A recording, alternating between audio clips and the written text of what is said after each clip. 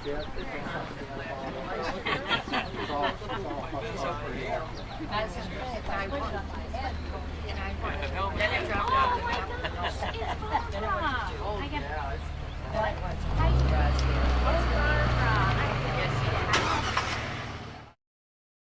doing? Good. How are you guys? Good. Good. Good. They say no, we don't know. They both Even though we're in the overlay. How are you? right.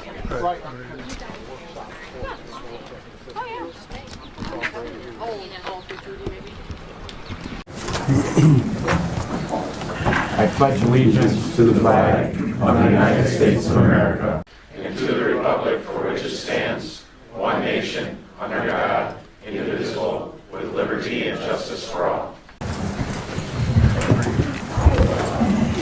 At this time, the town board is called for a public hearing in regards to the application that was made for modification of the proposed Ball Hill Wind Project. At this time, we do have representatives here from RES, who is in charge of the Ball Hill project, Wind Park project, also represented by council. What we'll do first is we'll let those folks speak and give their presentation of the proposed project that they're doing, along with the proposed height that they want to go to. And then at that time, everybody who's wishing to be heard will be heard with the following guidelines. Comments or questions shall be directed to the town board.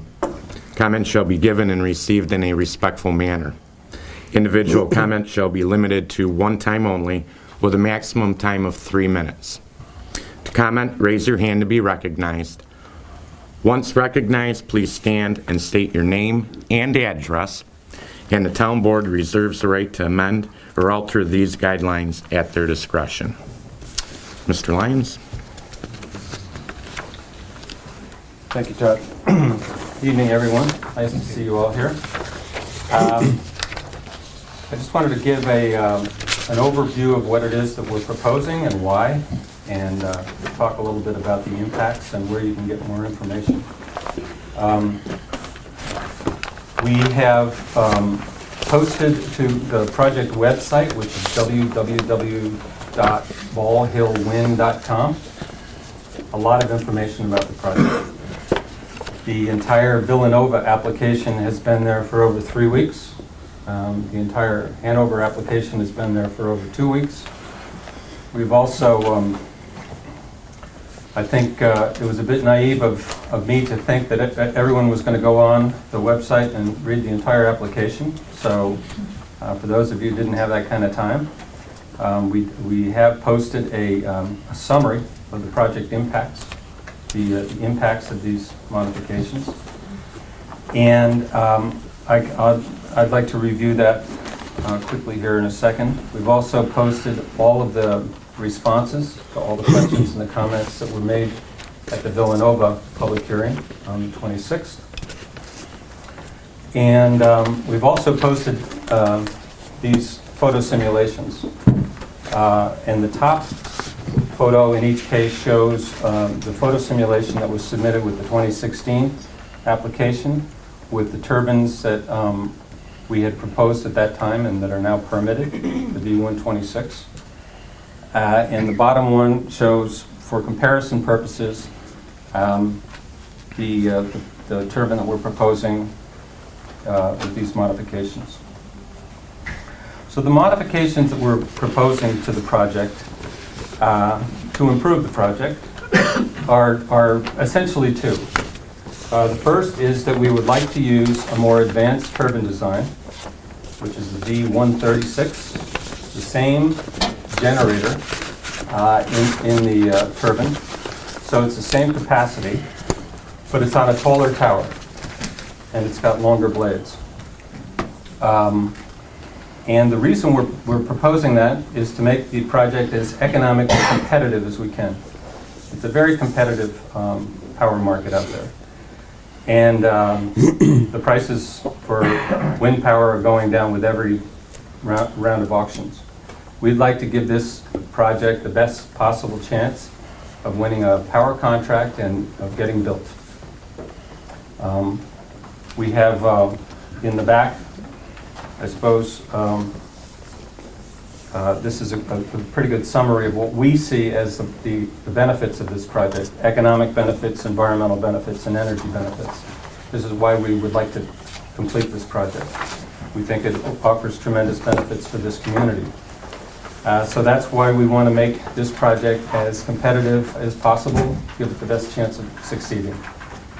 The other the other modification that we're proposing is a substantial mitigation, and I think everyone seems to agree with that.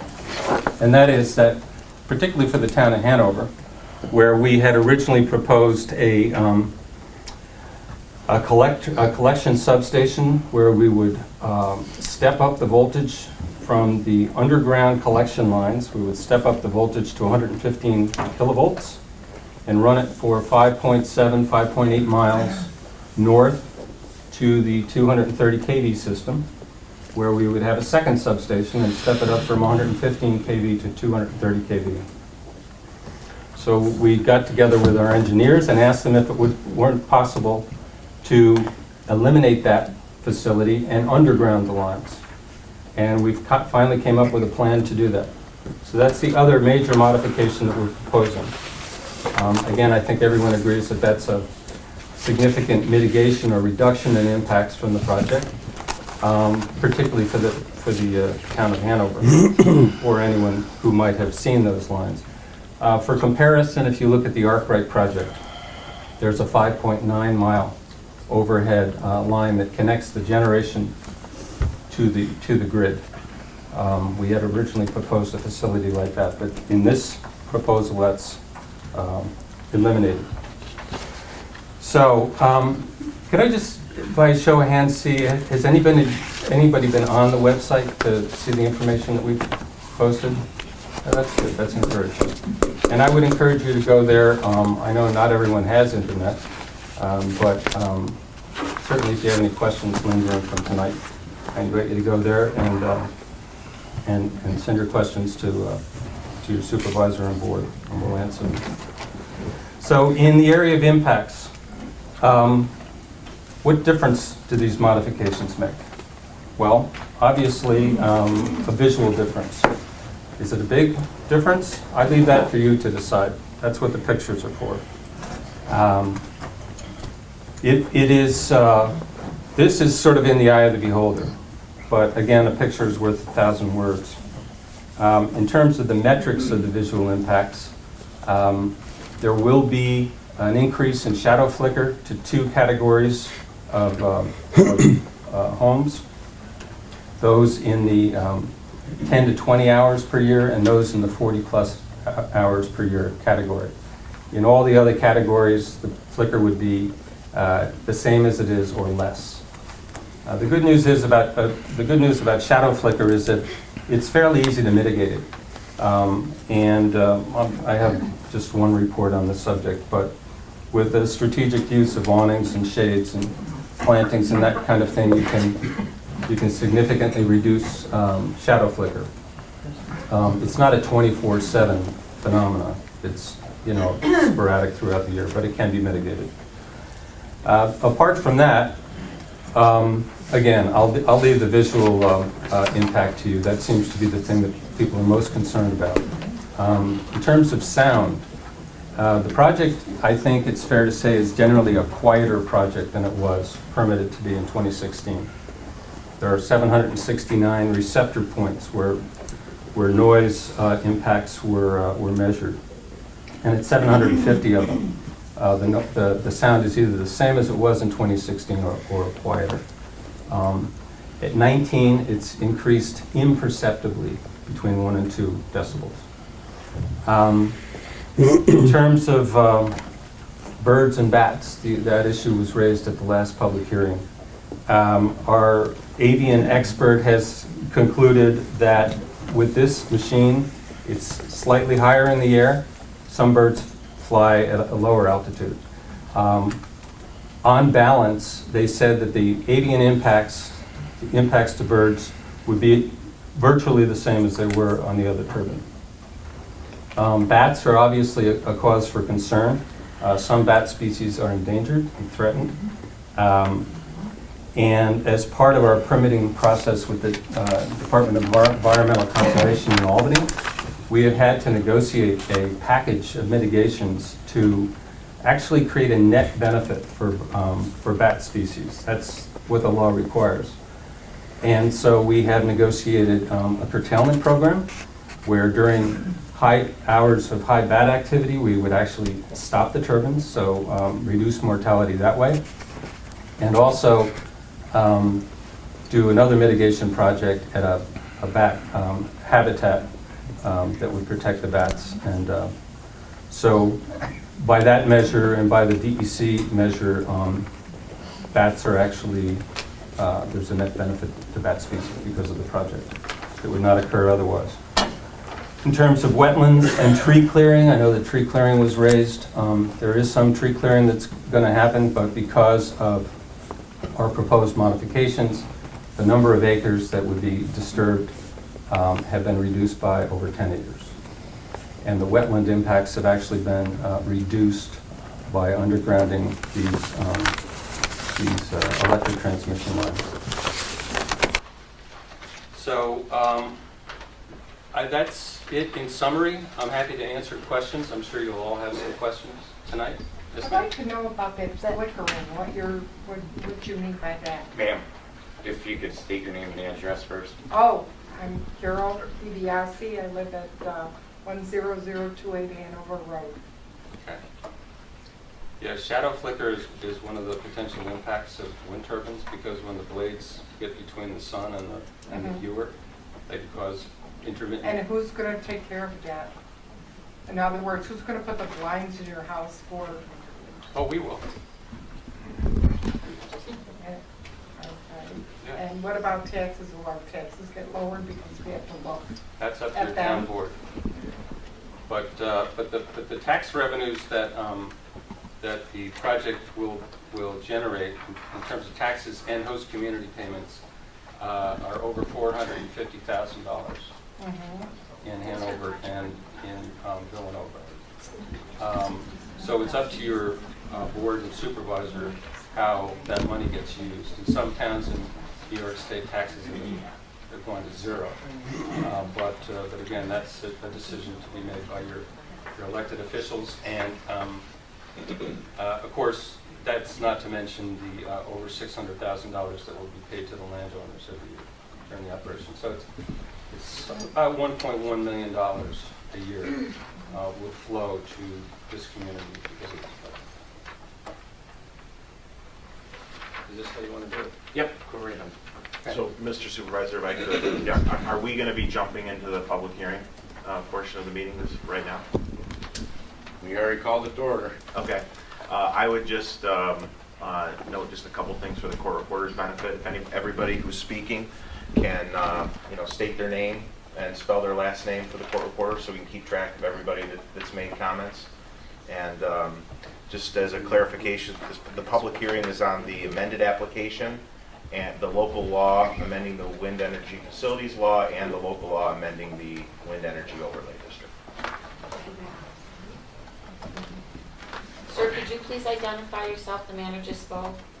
My name is Chuck Malcolm. I'm special counsel to the town. Thank you. I think it's for you to call. Go ahead, sir. My name is Jason Rhodes, RHODES, 1266 Route 39. According to the amendment, am I to understand that the section that's going to run just directly below my property is a transmission line, reference TR4B, is now going to be underground instead of above ground? I don't know where exactly you were on the map, sir, but Right between what was overhead is now going to be predominantly underground. the entire transmission line is going to be underground? Yes, the entire line up to what was overhead 115 kV line on 80-foot towers is now going to be underground. It's going to be 34.5 kV underground, except where it's not possible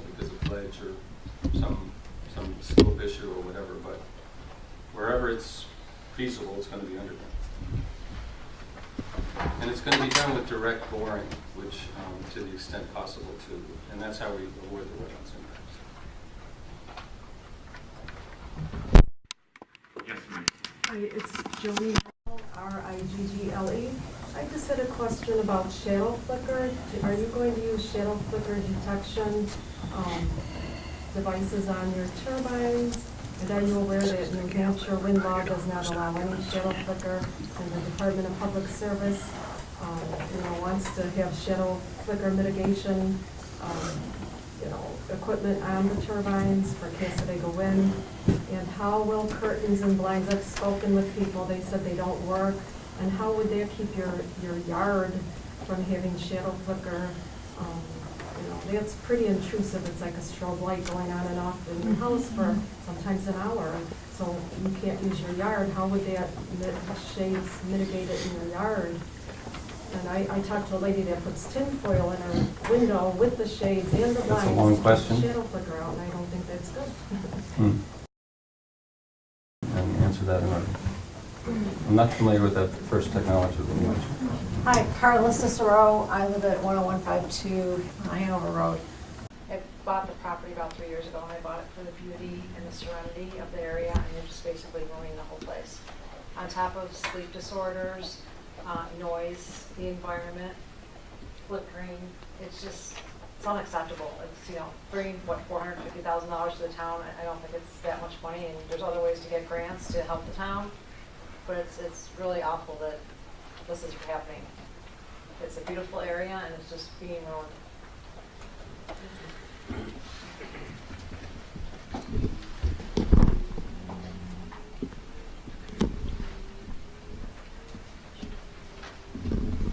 Yes, ma'am. Hi, I'm Barbara Bunker.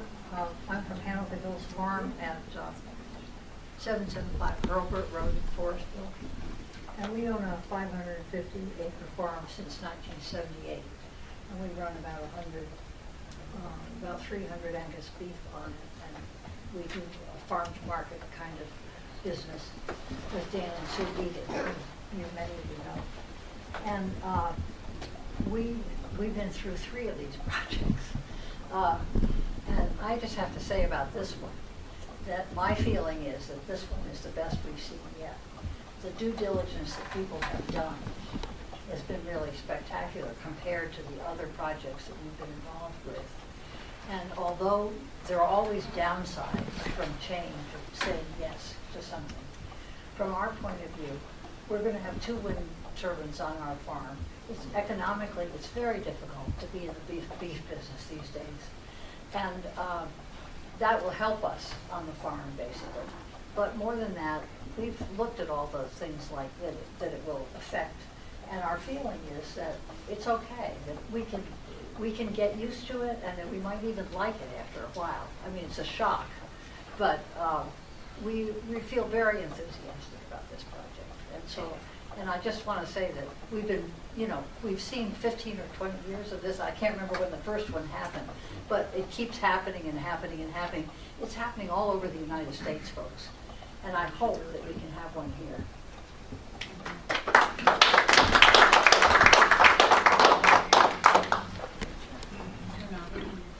I just want to say, by way of acknowledging, first of all, I appreciate what you're saying about the evolution of the design, because when this project was first proposed, it was 57 turbines, and now it's 29, with a significant increase in energy flow and reduction in virtually all other impact areas. Well, I'm just going to say it's financially helping you, which is wonderful. You get one. Well, I don't really care. I don't care. And I think it's financially helping you, which is great. But at the end of the day, there's not, this is not just farmland. And this is residential, and people use this property for other things. So, that's all I'll say. Yes, sir. My name is Ben Westland, W-E-S-T-L-U-N-D. I live on Wardtown Road in Perrysburg, New York, and I have property on Dye Road. I just want to even it out, say that I think they look beautiful, and when I see them, I think we're finally moving in the right direction. My opinion only.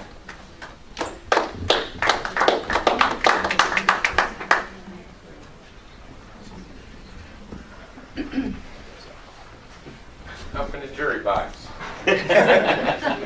Ladies and gentlemen, obviously I support the... John Harvey, 9235 Dye Road, South Dayton. Sorry. I do support the windmills. I think these guys have done their diligence in proposing everything that they put together for these windmills.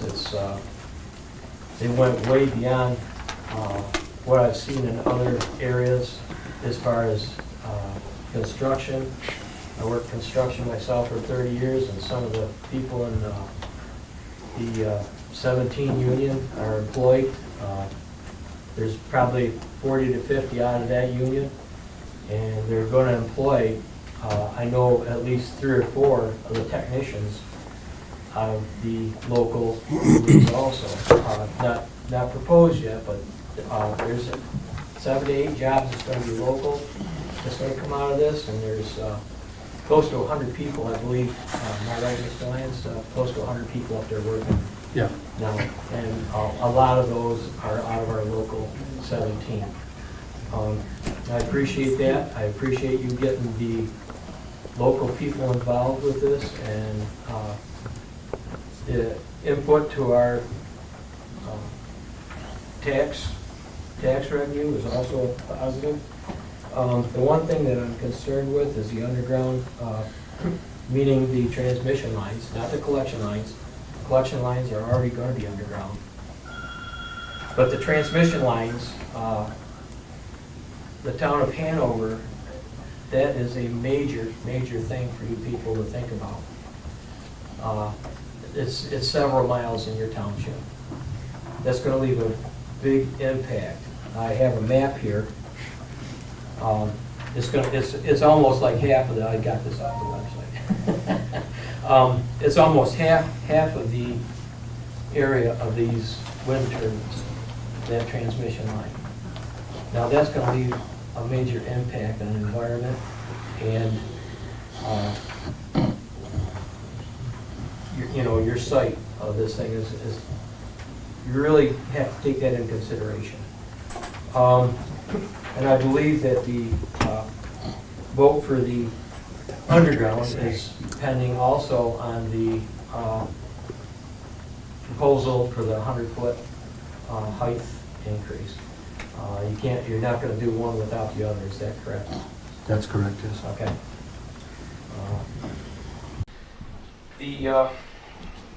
The height of them, I believe you're still putting out the same kilowatts per windmill. We're not going to gain anything as far as revenue off of more kilowatts coming out of the product. Is that correct? Well, actually, that's not correct, John. Okay. This is a concept that takes a little getting used to, but when we talk about kilowatts and megawatts, we're talking about capacity. When we want to talk about energy, we speak in terms of kilowatt hours and megawatt hours. So capacity is like horsepower in your car. It's your car is sitting in the driveway, it still has 300 horsepower or whatever. It's the energy, the capacity of this project will remain the same, 100 megawatts total. Each individual turbine will have the same capacity, 3.45 megawatts of capacity, but they will generate more energy on an annual basis because they will capture more energy from the wind. So, does that help? Higher sustained, as we go up, higher sustained? Yes, sir. I mean, there's more energy where these will be spinning, and they will capture it more consistently. And the royalty payments that are made under the wind leases are based on energy production. So the royalty payments will increase to landowners. And the quietness that you propose, these things are going to be quieter, is it because of the 100-foot distance? Or? Yeah, by and large, yeah. That's because they're farther away from our ears. Yeah, obviously if you blow a horn right next to yourself versus 100 foot down the road. That's right. But the turbines are creating the same noise, they're just at a higher level. That's right. Thank you.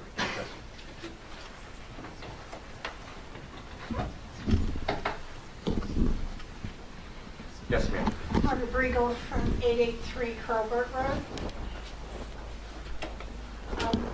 I understand from the research that we've done on these larger size turbines that because the blades are so much longer, that they have a much narrower wind speed that they can operate within. Like they can only live in a very narrow wind speed, they can't operate at high speeds. Can you speak to that on how that works, please? Yes, sure. And this information is actually in the application. If you care to look at it, it's in the wind turbine brochure. And what you're speaking about, ma'am, is called the power curve in the industry, and it shows how much power a given turbine model will generate at different wind speeds. With all due respect, I think it's incorrect to say that this turbine has a narrow range of generation. It actually has a slightly better range of generation, which is why we've chosen it. It's the best turbine type for this sort of wind regime. Typically speaking, it can start generating electricity when the winds are 3.5 meters per second. And it will generally generate up until about 20 meters per second, at which point in time it tends to turn itself off because it's getting too windy. But the taller turbines and the longer blades are better suited to the moderate wind regime that you would find in this part of the country. Does that help? Yes, thank you. Yes, thank you. Dominic Faso, 12814 Erie Street, Irving, New York. I am currently an employee for White Construction up in the windmills that Rez is doing. The way you gotta look at it is there's negatives and positives to everything. People don't want to see power plants, people don't want to go use coal anymore, people don't want pipelines, you can't use natural gas. We have to take what we can get. Luckily, in Western New York, we have high winds. For example, up there's 36 total, which all 36 are up. I've been up there for 2 months. When I worked for St. George, I was up there doing stuff. And luckily enough, it calls for demand in construction. And Local 17 hired several people, and I can't speak for themselves, but I know from my father's history, who has been in Local 17 for 20 years in September, that there is a great difference from now and what it has been in the work in this area. And there is a lot from these windmills. And from what I heard, that with Casadega and everything, that hopefully everything goes well and there continues to be work. I am actually currently looking at a house that's in Arthritis for sale by one of the windmills, and I think they're great. I think it's great for the community because, for example, all the right-of-ways creates better snowmobile trails, which brings more tourists, more people, more money for the economy. For example, I go snowmobiling in Tug Hill, which there is hundreds and hundreds of wind turbines up there, and the people up there love them. That's all I have to say.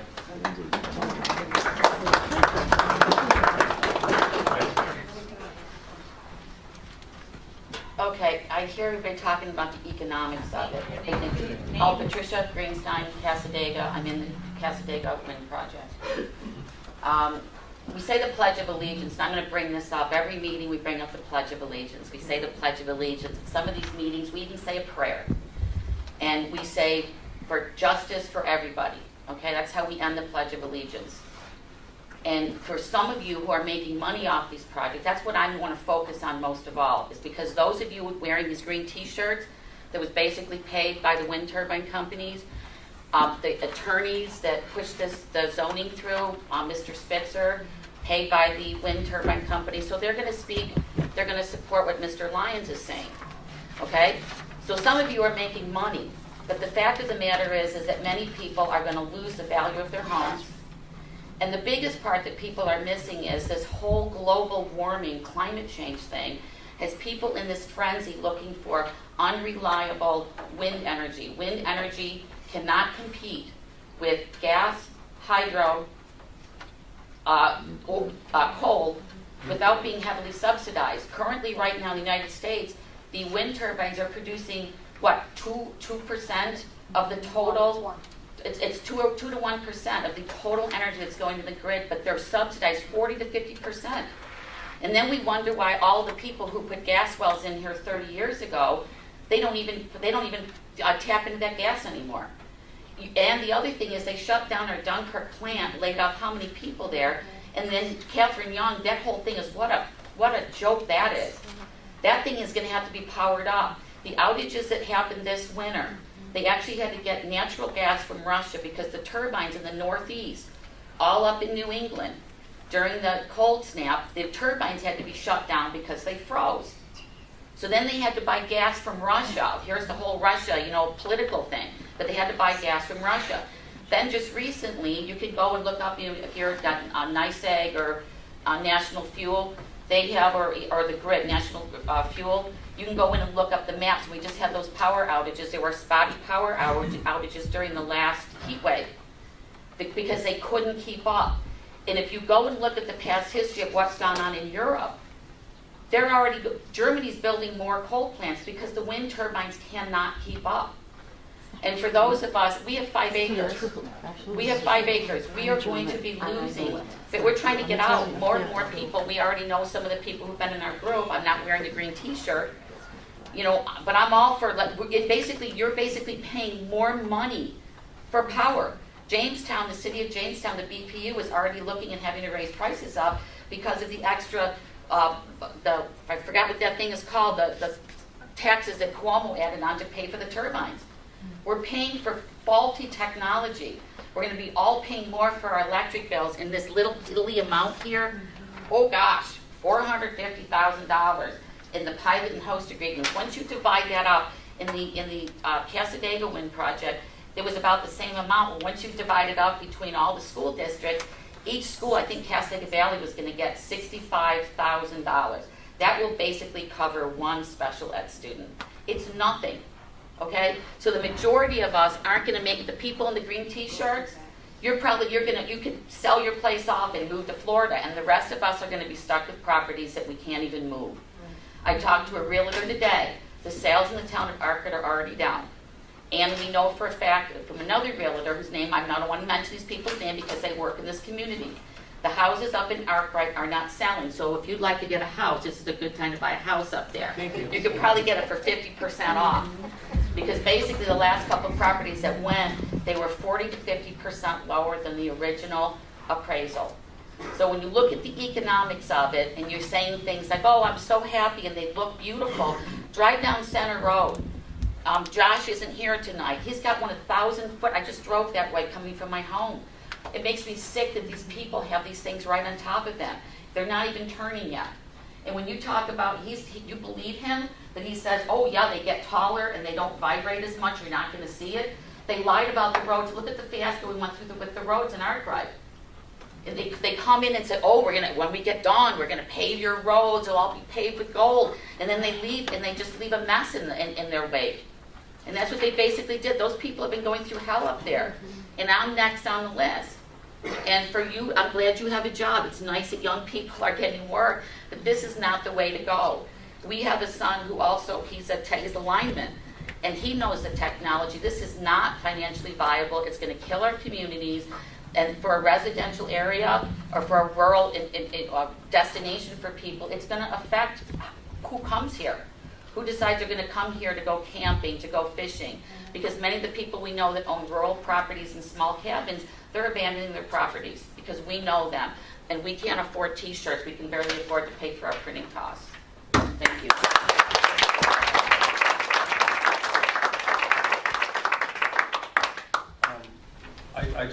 I think a couple of things that you said are important, worthy of response. So if I may, first of all, the wind energy is the new power plant. So coal energy is cheap. It also kills people. But in terms of if you're going to build a new power plant, wind energy is probably your cheapest option apart from natural gas. So that's point one. The other is, yes, wind energy is subsidized, as is virtually every energy source. And these subsidies are paid, in terms of production tax credits at the federal level. Those production tax credits are paid by all taxpayers, right? And the renewable energy credits are paid by all ratepayers. So it's a good opportunity when a town has a chance to get some of that money coming back to their community. So everybody pays Mr. for it. Lyons, you cannot produce wind towers without fossil fuels. You use trucks to transport them. Look at China with the rare earth minerals. No, that's true. Now China's going to, there's Chinese companies going to the center of Africa looking to open up more mines. Very polluting, but you can't make it sound like it's clean energy. And the thing is, on top of it, we're paying more we're paying more than we have to pay. I also just wanted to respond to your comment about the roads, because there's a very good road use agreement that's contained in the host community agreement that we have with each of the towns, and it requires the project to do a survey with an independent engineer of the roads prior to construction, to make any necessary upgrades and improvements before, in order to bear the traffic of construction, to do temporary repairs and maintenance throughout the construction of the project, all in close cooperation with the town highway superintendent.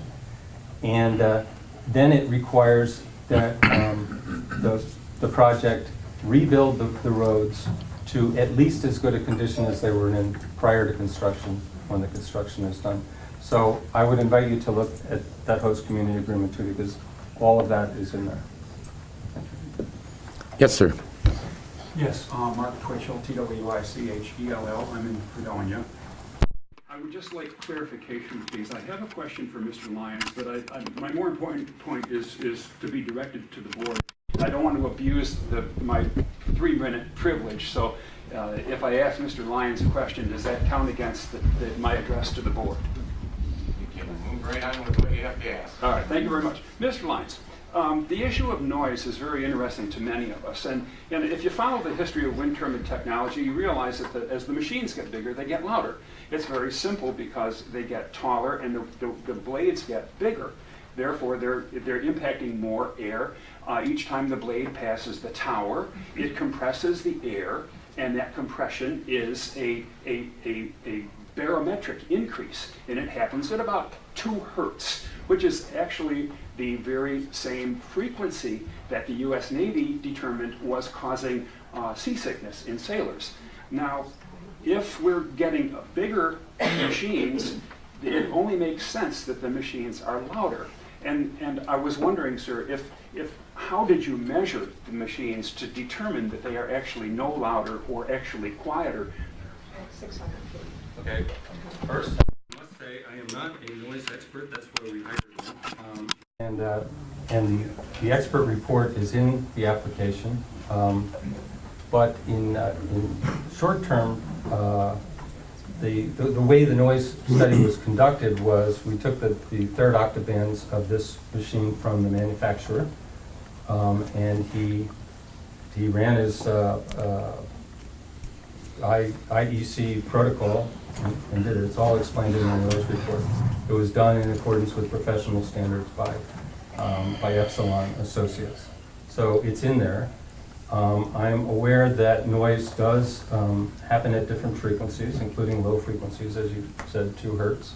I guess that would be considered infrasound. But it's not just a matter of the frequency of the noise, it's a matter of the volume of the noise. And so that specific question was asked at the Villanova public hearing, and the response is in the responses on the website. So I'd invite you to have a look at that, and if you're not satisfied with that answer, we'll answer this question as best I can with my expert, And, the shorthand is that we comply with all applicable noise standards. And we did look at the low frequency issue as well. And the response to that question is in the comment response. Would your response include a statement such that because the frequency is so low that we cannot perceive it through our auditory senses, that therefore it has no impact on us? I believe that, yes, it's true that by its nature, infrasound is not audible until it reaches a certain volume. And that is when it becomes a problem. So please read the expert response in there and submit your question in writing, and I'll get the experts to focus on it. I think we already did that. Hi. In Villanova, it's Joni Riggle. We were allowed to ask questions and do a speech. I live on Nelson Road, Sinclairville. I've already set down the rules. I'd like to give everybody an opportunity before we have a second time. Will I be able to read? I didn't realize that if I asked a question for Mr. Lyons that I would forfeit my prepared speech. I would like to have everybody go first. Okay, and then I can talk? Okay, thanks. My name's Doug Fairbanks, and I live in Arkwright, and I don't wear a green shirt because, speaking to the woman, I didn't get a windmill. I have 560 acres. I pay the highest taxes in the township. I totally welcome the project because my taxes have only gone up year after year after year. Anything they can do to help. You say it's a piddly, $300,000. Well, our whole budget is $900,000, so it's a third of it. So is it piddly to me? No, because my taxes keep going up. As she said, farming gets tougher and tougher every year. To answer your other question, no, it's not predominantly farm ground anymore. It used to be though. So just because you moved in 5 years ago and said, I don't like it, well, it used to be cows all over those hills. If this project would have came in 30 years ago, it'd be still full of cows. So to say, oh, I don't want to see it, well, you would have to move next to cows. Speaking to the roads, Arkwright roads have been ignored for 50 years. We have dirt roads, they're crap, they brought their machinery in and they had to rebuild those roads. And they rebuilt them, yes, at the wrong time of year, in the middle of winter. But there was no foundation, there was no drainage, there was no anything. So anything they're going to leave, and I personally know the highway superintendent, it's going to be like a major thoroughfare compared to what it was. So to say we're living in hell, we've been living in hell for 50 years. Do you think you're going to save money on your taxes, though? You think your property taxes are going to go down? I'm positive they will. They certainly won't raise. They certainly won't raise. Really? You've been lied to. You need No, I've researched this. I started on this project, what, 10 years ago when they first came in. I visited the windmill sites. We took tours out to it. We researched it. We didn't just go into willy-nilly. He's not addressing the board. All right, I just wanted to address the concerns of Arkwright, saying that, okay, I'm sorry. It's a construction site. You're gonna have, you gotta break a few eggs to make an omelet. You don't just get a pretty thing without having a construction site. It is a construction site, yes. And some people don't like it, some people don't want to wait for the end result. I get it. You build a house. What's the lawn look like for the first year or two? It's a construction site. You're going to have that. Given what I've seen of the windmill projects, Lowville, Syracuse, Sheldon, it's beautiful now. There's not a problem, but you got to go through that work process. That's all.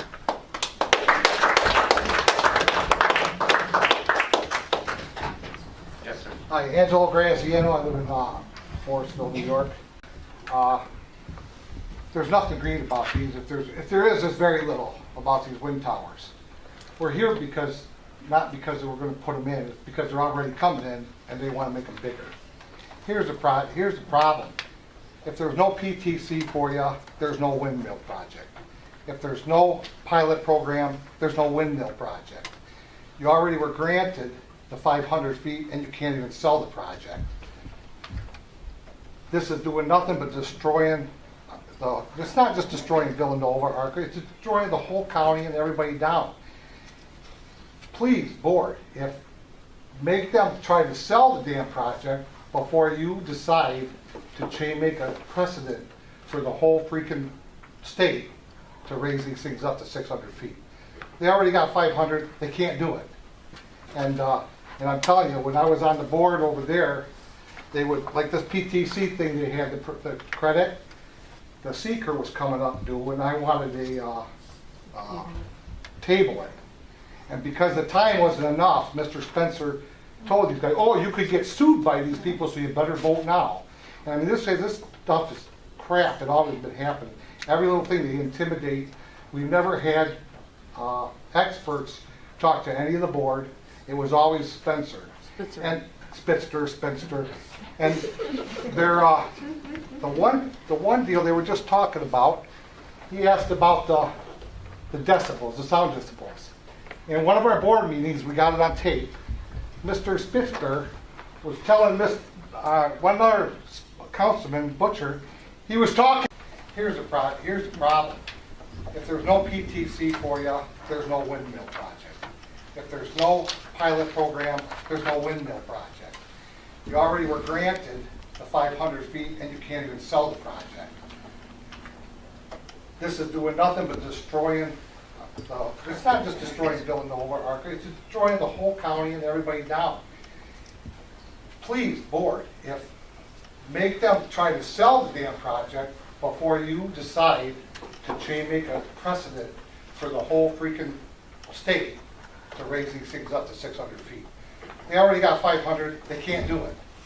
And I'm telling you, when I was on the board over there, they would, like this PTC thing they had, the credit, the seeker was coming up due, and I wanted a table. And because the time wasn't enough, Mr. Spencer told these guys, oh, you could get sued by these people, so you better vote now.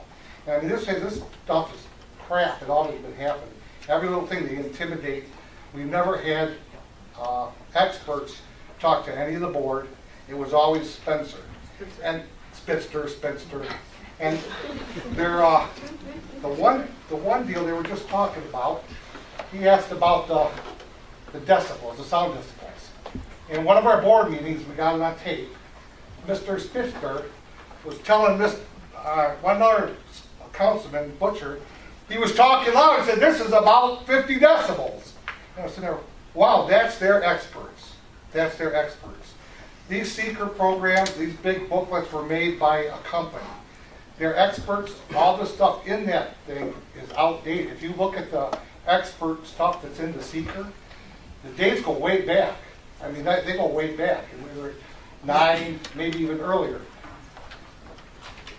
Just please think about, before you raise it, they already got the 500 foot. Before you raise the thing, and even John said that the ground, the footprint is tremendous. What they're changing is tremendous. They can't sell 500 foot. So now they get the 600 foot. Well, maybe we can sell it. Maybe Japan, maybe China. And there it is. They're all standing there not doing nothing. So how much these people are going to make money that have it on their property when they're not turning? The Thruway's got 33 or 38, I can't remember the number, but all of them but one are down. They can't get parts for it. Wind is the most expensive thing out there. They cannot run with some other type of source of power. The oil in them, and the footprint is going to be 78 feet around. That's going to make a difference of hundreds of truckloads. Hundreds. Just please think that don't set the precedent at 600 feet. They already won this. They already killed all of us. They're going to get their big towers so they look like our crate. When they're asked to plant a tree, ask them if they'll plant a tree. One tree. Why can't they plant a tree somewhere in the county for everyone they take out? You know how important trees are? A lot more than them damn wind towers. And when you start talking about snowmobiling, when you go over to Bliss and that, there's places you can't go on their property because they're not allowed, because the wind tower company dictates what they are. And I know, because I got an Arkwright contract and I got a Villanova contract. Nobody can say nothing bad about them. None of them. And it's on the contract. It's not true. I got the contract. That is not true. I got an Arkwright contract. It's not true. And besides that, talking to the board, you get your turn. It's a turn lie. I got a contract too. But you won't show it. There you go. That's all I got.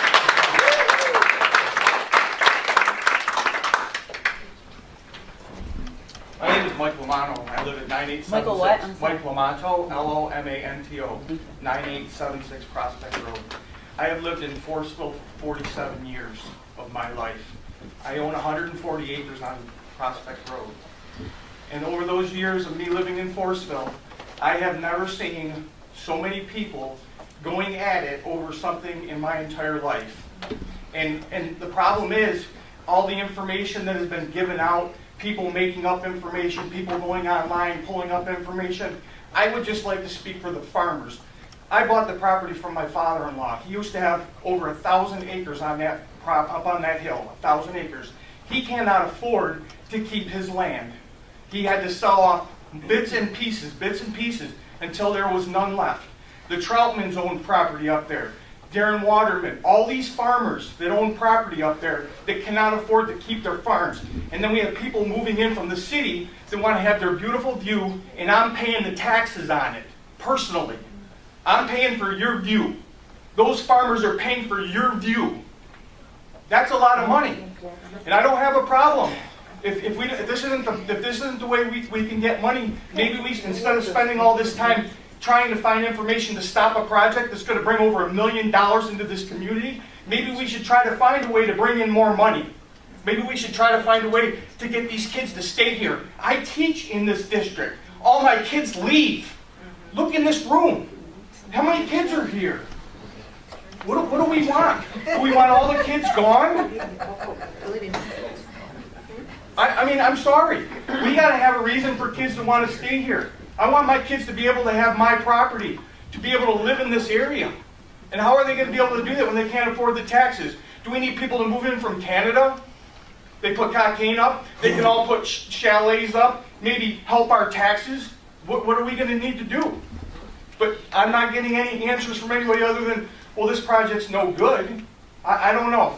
But, you know, as a board, as people, you all have to make your own decisions. But the decisions need to be made for everyone. Yes, some people are going to be making money on this project, but that money's going to be spent in this area. I spend my money in this area. I spend my money for my students, for you people. That's what I do. I give to my community. I go to board retreats. I go all over the counties. I spend my money here. So people need to start thinking about what goes on in this area and what the money's going to be used for. I heard it the last time. I heard people saying, well, these people are coming from out of town. Who's driving these Granat trucks? Well, these trucks are pounding the streets. Who's driving them? Granat drivers. Who are the Granat drivers? People that live in this community. Who are the iron workers on these jobs? Who are the guys running the cranes? People that live in these communities. Don't you people get that? I'm sorry if they don't look nice, but farms, they're subsidized in this country. Does that mean they shouldn't be subsidized? Where are you going to get your milk from? Canada? I don't think that's going to happen. So we need to start thinking about more than just ourselves. I'm not thinking about myself. The guy's got 500 acres. He's got to be spending he's got to be $14,000 a year in taxes. Well, farm it. More. Well, farm it. Farm it. Well, how do you farm it? What's the price of milk? You know, everybody's got an answer. Everybody has an answer. Nothing to farm because farmers don't make any money. The only people making money are China. I'm sorry, I'm done on my soapbox, but people need to start using their heads and thinking about other people than just themselves, because it's not about me. It's not about me.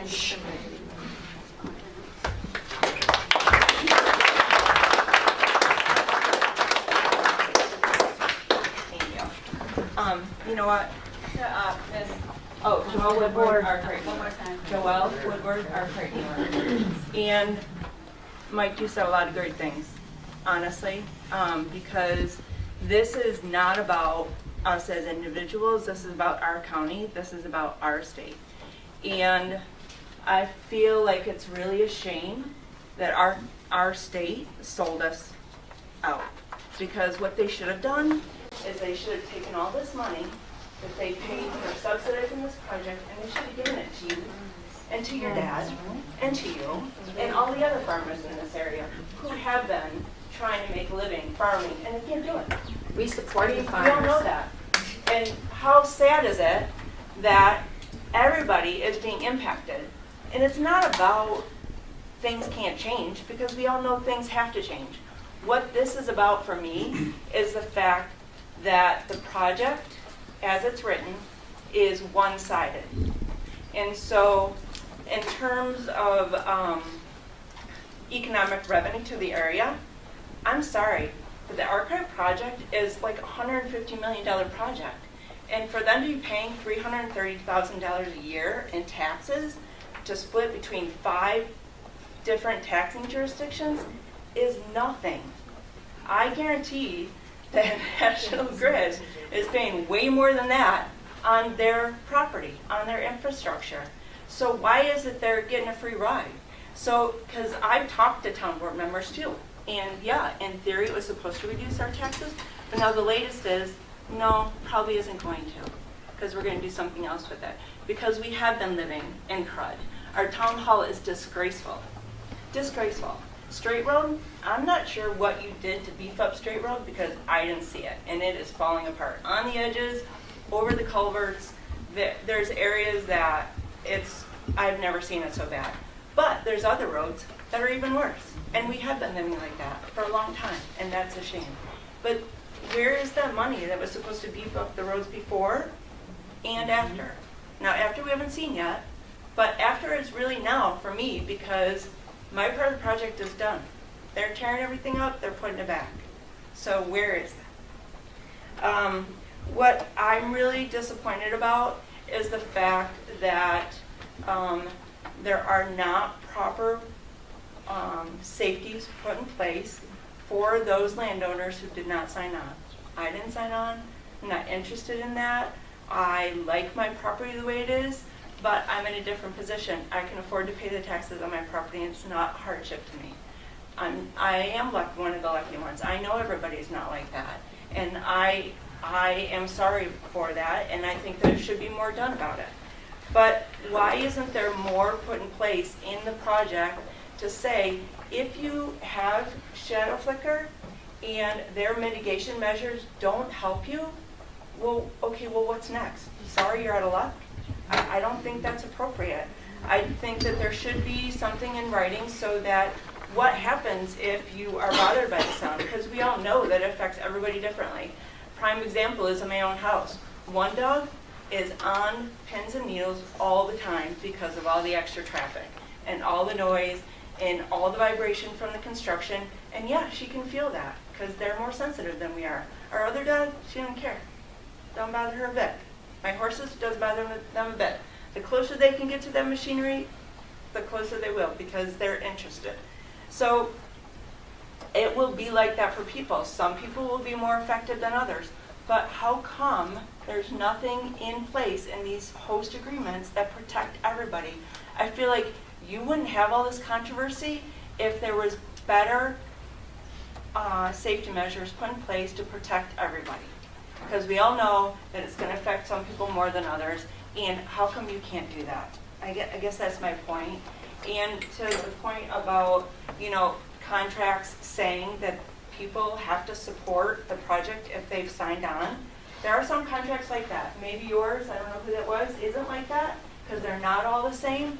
But there are, I'm going to tell you, I read it, and I know that that language is in at least one contract where this person is obligated to go and speak to whatever governing body that the project is put forth to support it.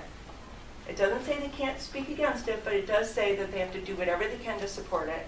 And I would imagine there's probably more than one contract like that. So I guess that's really my concern, is that if you're going to approve a modification of this project, please ask them to also incorporate better mitigation so that everybody is happy to some extent, and everybody doesn't feel that they're out there with nobody having their back. Thank you.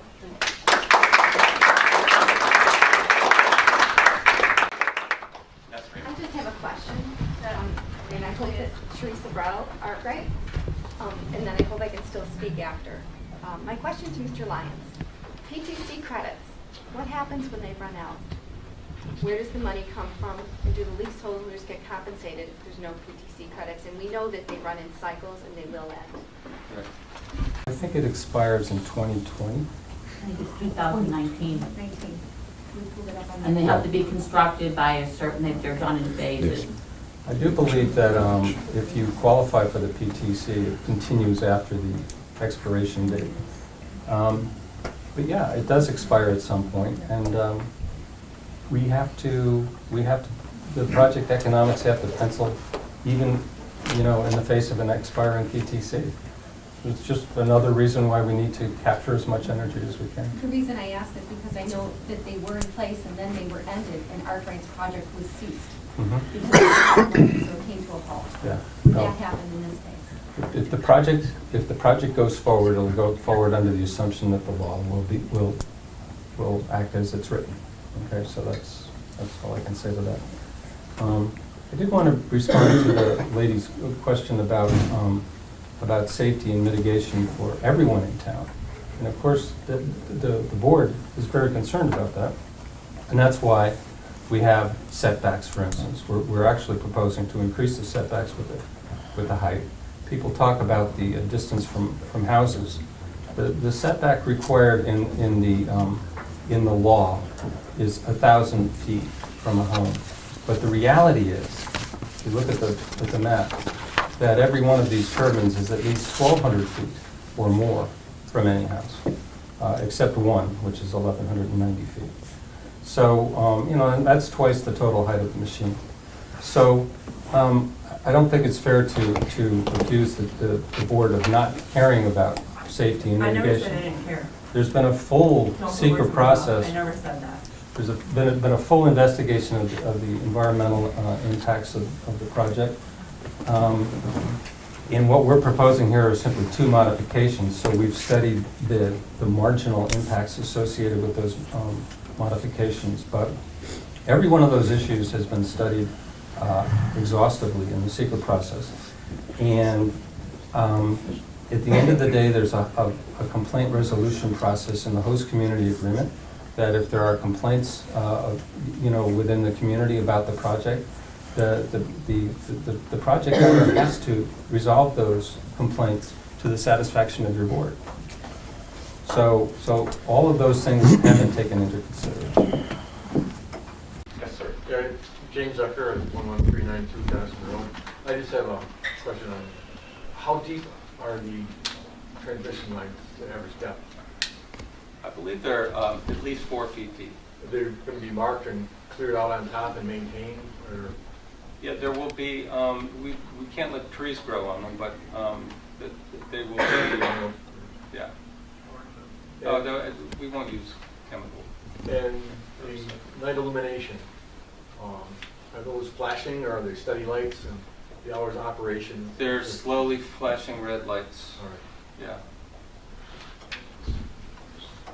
Does the town get any metrics as the amount of energy generated on an annualized basis, or is that something that could be provided? There's no reporting process in place for that now, but I believe that information is gathered in Albany by NISO. Yeah.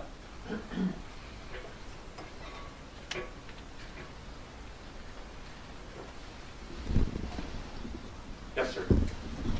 My name is John Conley. I'm from Schlatt, which would be in the Casadega Wood property. My question is, have these 599-foot turbines been used? Are they being used currently?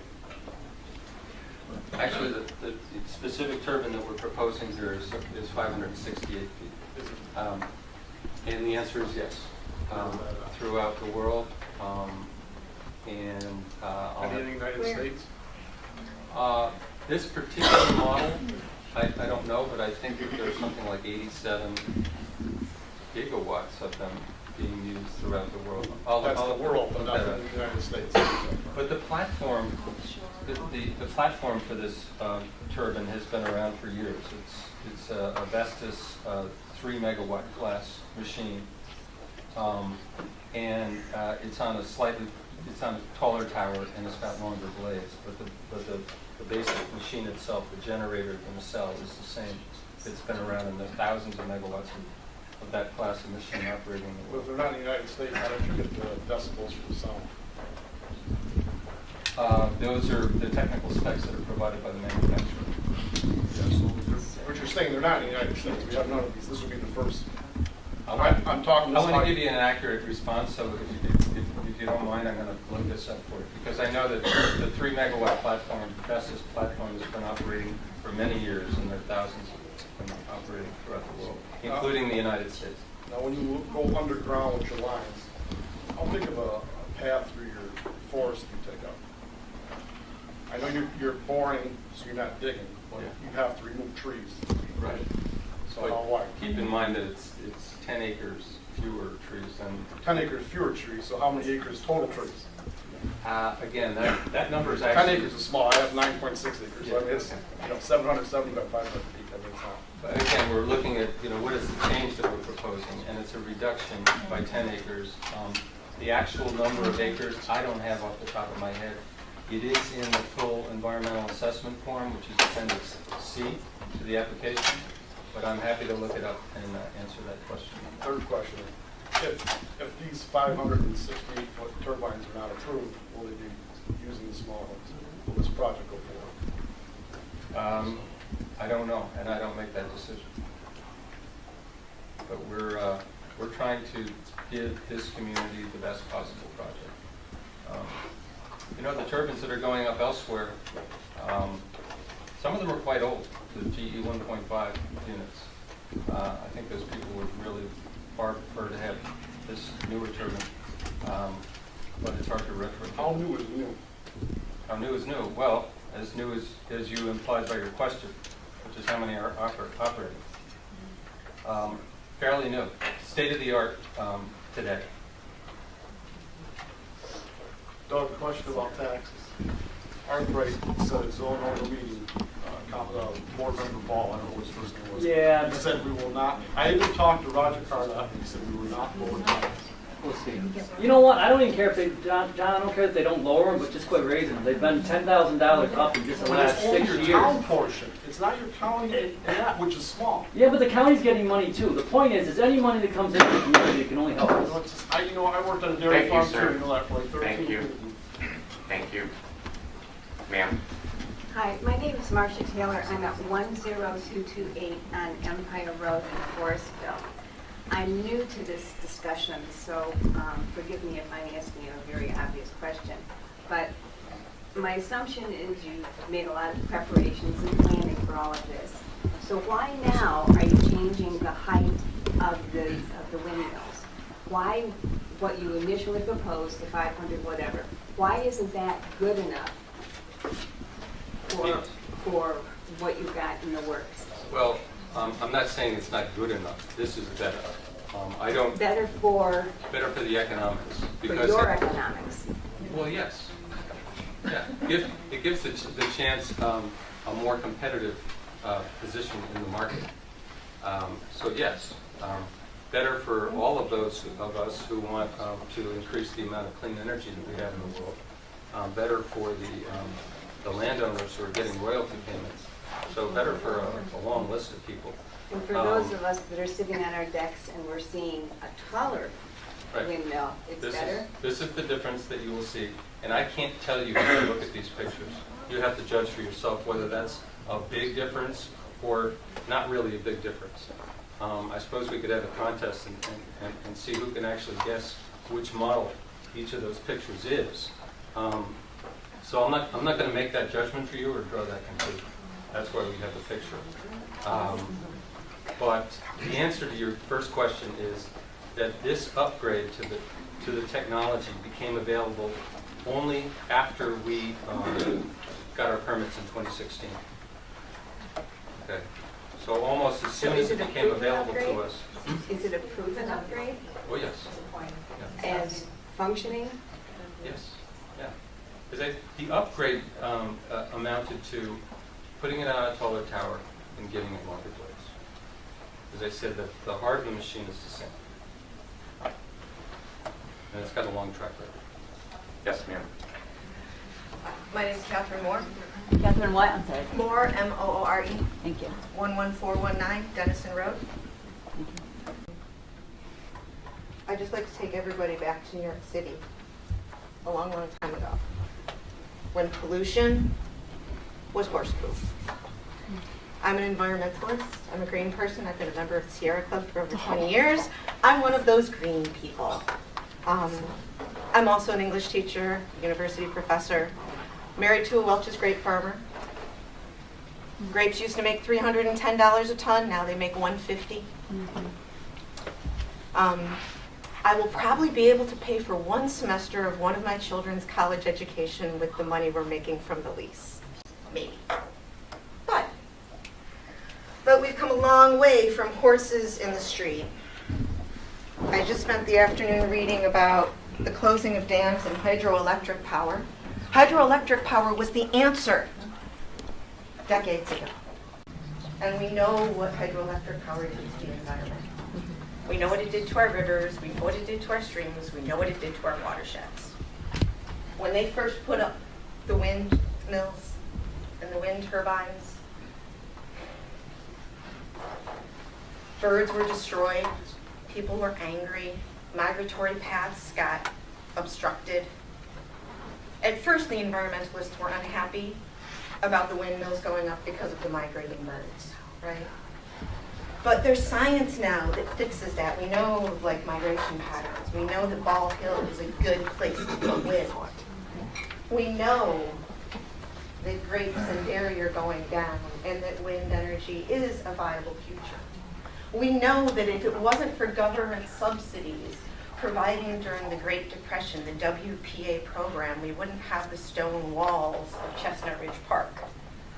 We have to keep in mind that the government needs to subsidize new energy because big oil isn't going to let anybody get new energy. We got 2 gas wells on our farm a couple of years ago, maybe 8 years ago. One gas well was put in great and it works fine. The other gas well was a botched job, unregulated, killed an August apple tree that'd been on our farm for 100 years. My kids will never eat an August apple again. And that gas well is plugged and done. And I have a dead tree.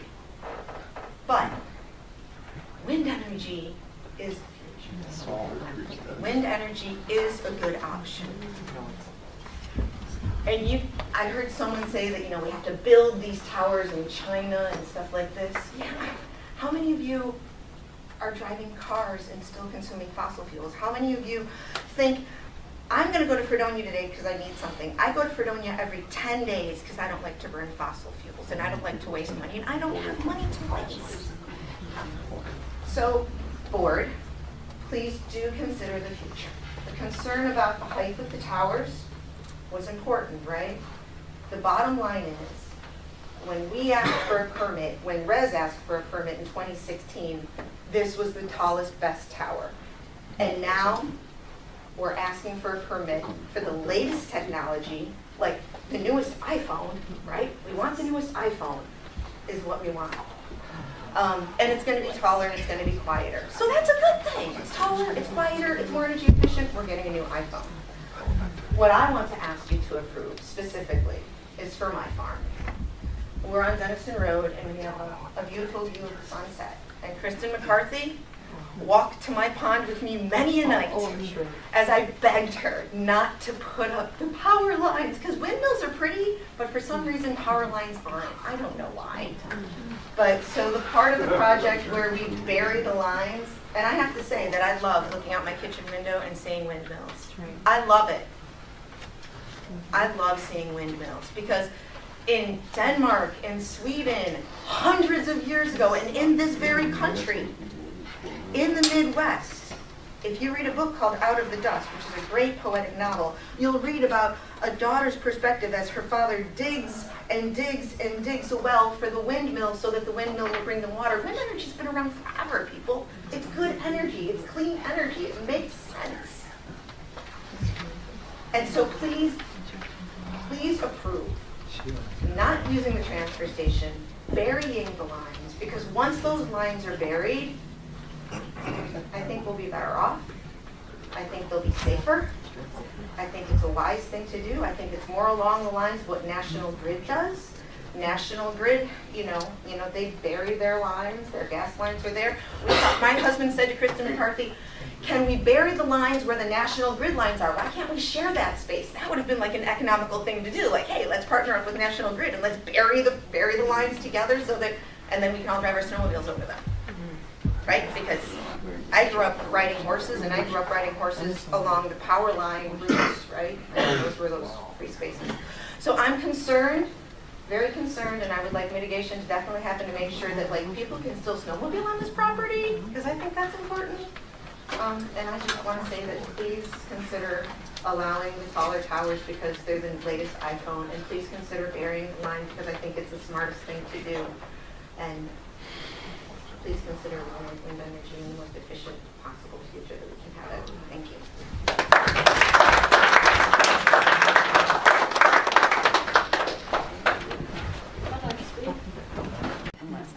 Karen Angstrom, 5 ENG STROM, 5189 West Lake Road.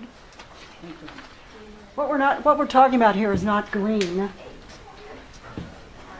These windmills take, as has been said before, fossil fuel to produce them and to keep them going. And when they don't produce wind energy, fossil fuel is used to maintain the grid so that it can work. In the long run, there is more pollution created, so-called pollution created, by having more wind turbines. These wind turbines are made from concrete and steel. It takes 20 years to break even. I found that out from one of the contractors at the Arkwright hearings. He said 20 years before you break even. Now what does that mean? That means the cost of the concrete, which now, according to the environmentalists, for 1 ton of concrete made, you produce 1 ton of carbon dioxide. We don't consider the pre-things. It may be clean once it's up, but you've got an awful lot of steel, you've got an awful lot of neodymium, which is a rare earth metal that is mined in China. So what we're talking about is not green. We're talking about additional pollution. Denmark, Germany, Spain has canceled all its subsidies, so they went bankrupt. Denmark, they produce electricity with wind turbines, but they don't benefit in terms of the environment. The environment has gotten worse. They've had to produce more coal-fired energy to back it up. Germany is building coal-fired plants. China's building 1,000 coal-fired plants because their operation of many, many thousands of turbines turned out to be faulty technology. I mean, not faulty technology, but the science behind it. They experimented and they proved that it didn't work. What we're really talking about here is a big money business, a big money grab for a few people who know that they are getting subsidies from the federal government. And they're worried that those will run out and then they will go bankrupt. So they're pushing fast to get this pushed through. What most towns do, like the little towns of Horse Creek and Timber Mill, New York, they do a net economic financial analysis, a comprehensive and objective investigation of the pros and cons. And in their case, they weighed the loss of all these things, the cost that would come when they lost tourism, the cost that would come when property values were reduced, the cost that would come from medical expenses of people, the cost that would come to the town boards when they're sued by their own constituents. These costs are negative, and they come up, if you do the math, as costing you more, your town. $1 million is peanuts to these people. The cost is going to be more for your town in terms of the negative impacts, economic impacts. Science Magazine has a study that shows that the bats of Chautauqua County represent $6 to $18 million worth of benefit to the agriculture. The North Carolina State University polled tourists who favored these projects. 80% of them favored wind, but they said they would never vacation where they could see wind turbines while they were vacationing. The London School of Economics did a worldwide study and found that yes, property values diminish when wind turbines are in place. Now, we're seeing the people in the EMS, the fire department, the police departments all concerned because their communication systems will have to be modified. We were at Freedom New York last night's hearing. It wasn't a hearing, it was a work session for the company, for the town board, and the town council member, Mr. John Hill, said that he would have to pay $1,200 more a year for his communication system once the turbines were put up. He had figured that out because he had he's an engineer and he had a specialized, meaning he didn't use cable and he didn't use satellite. So the impacts actually have potential safety issues for your community. You will have interruptions in communications when these are up. We were approached while we were filming, because we've been doing this across the state, and we're learning from these other communities all the problems that are going on. We found out that the Christian television network that has a big tower up on Arkwright Hill, it's the biggest giant thing up there, they came and stopped us and said, guess what? We're not going to be able to have television coming through here. We're really worried about what they're doing. The gentleman had a white hat, and he was trying to figure out where the turbines were going to be put to interrupt his service there. Now the royalties, you're saying it's royalty based here. Do you know what that means? The wind capacity, rated wind capacity here is 24%. So if they're saying you're going to get money from 100 megawatts, you're only going to get 24% of that. If they're paying you according to the megawatts produced, figure 24% of everything that you're promised, because that's the reality of the wind in this area. Now, subsidies, they're 20 times more for wind turbines. That's according to the United States government. 20 times more subsidies for wind turbines than any other form of energy, gas, oil, coal.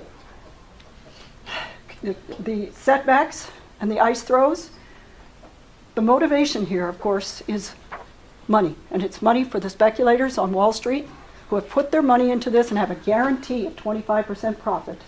And it's 75% subsidized by us.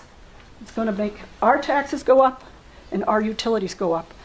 The BPU is being fined $850,000 a year to pay for these wind turbines.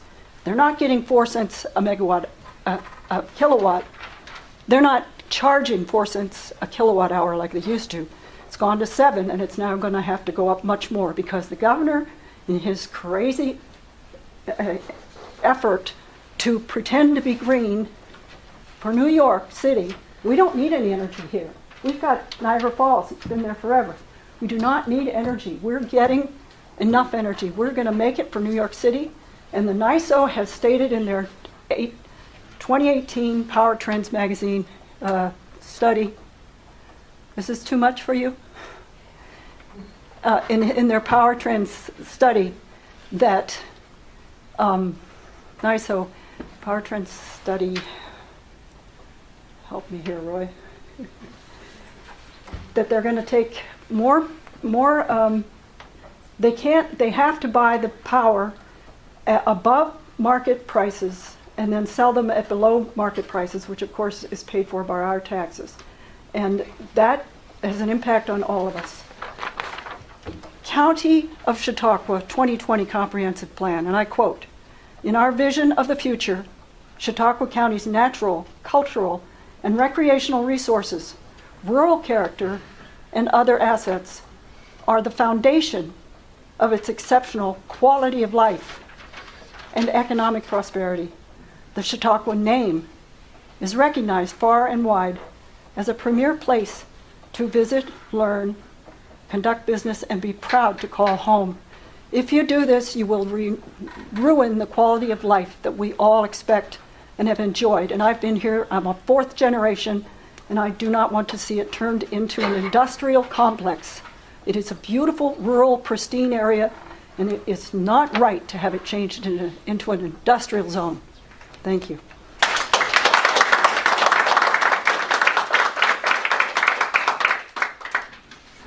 Before I go any further with taking any more questions or comments, I'd like to remind everybody we did set a 3-minute time limit. So let's try to keep it within 3 minutes because we're going to start keeping track and stopping at 3 minutes. Yes, ma'am. My name is Tina Graziano. I live on Wentworth Road in the town of Villanova. Please don't think what you read in The Seeker and in ballhillwind.com is the gospel. Private companies make everything for the wind company. Their priority is selling their product. Don't think they really care about you. Please do not approve this height increased. This project was already approved for 500 feet with setbacks that are dangerously too close to humans. Turbines that can be another 100 foot taller will be devastating to anyone that lives even a mile away, and they're keeping the same short setbacks.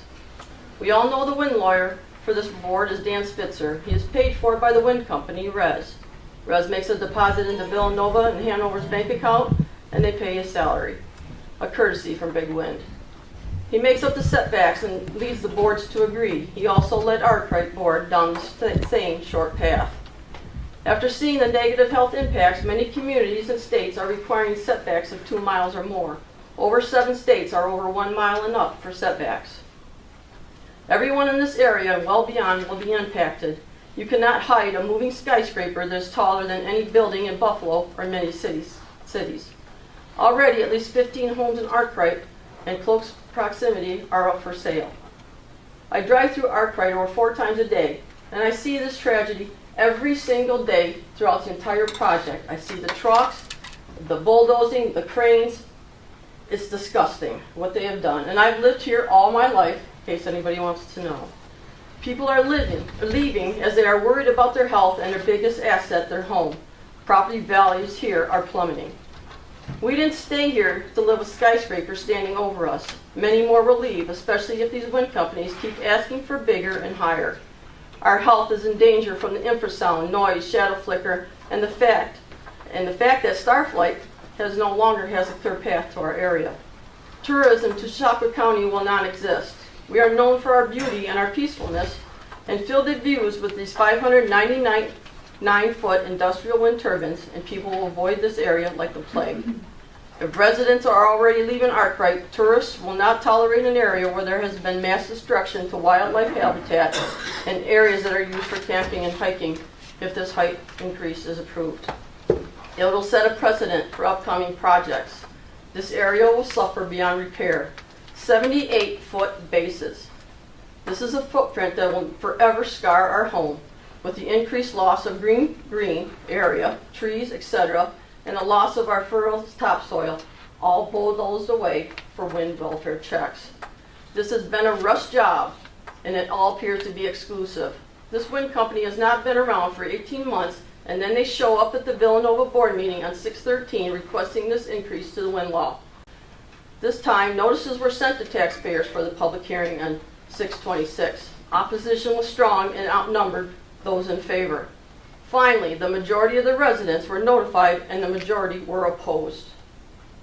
There are no operating land-based wind projects that utilize 599-foot turbines in the U.S. Therefore, there are absolutely no real-life studies on impacts to residents. That is irresponsible, especially since setbacks are not increased but remain at the mere 1,000 or 1,200 feet in the amendment. Deny this request for the increase and protect our community and our county from the devastating impacts of going so much higher. That's 100 foot higher from the tiny tip of Arkwright's wind turbines. It's just crazy. This is our home, our refuge. We paid to have it as our sanctuary, not as a 600-foot industrial wind experiment. Setbacks of 1,000 to 1,200 feet should be criminal. Industrial wind is a public health threat. By continuing to place these turbines within miles of homes, the companies and officials involved are committing crimes against humanity, as this is unethical human experimentation. Section 1983 of Title 42 of the United States Code is a federal statute that allows individuals to sue in court for violations of their constitutional rights by state and local government officials, employees, and agents. Both individual officials and municipalities may be sued under Section 1983. The statute of limitations for asserting a Section 1983 claim in New York is 3 years. So all of you, be prepared. Thank you.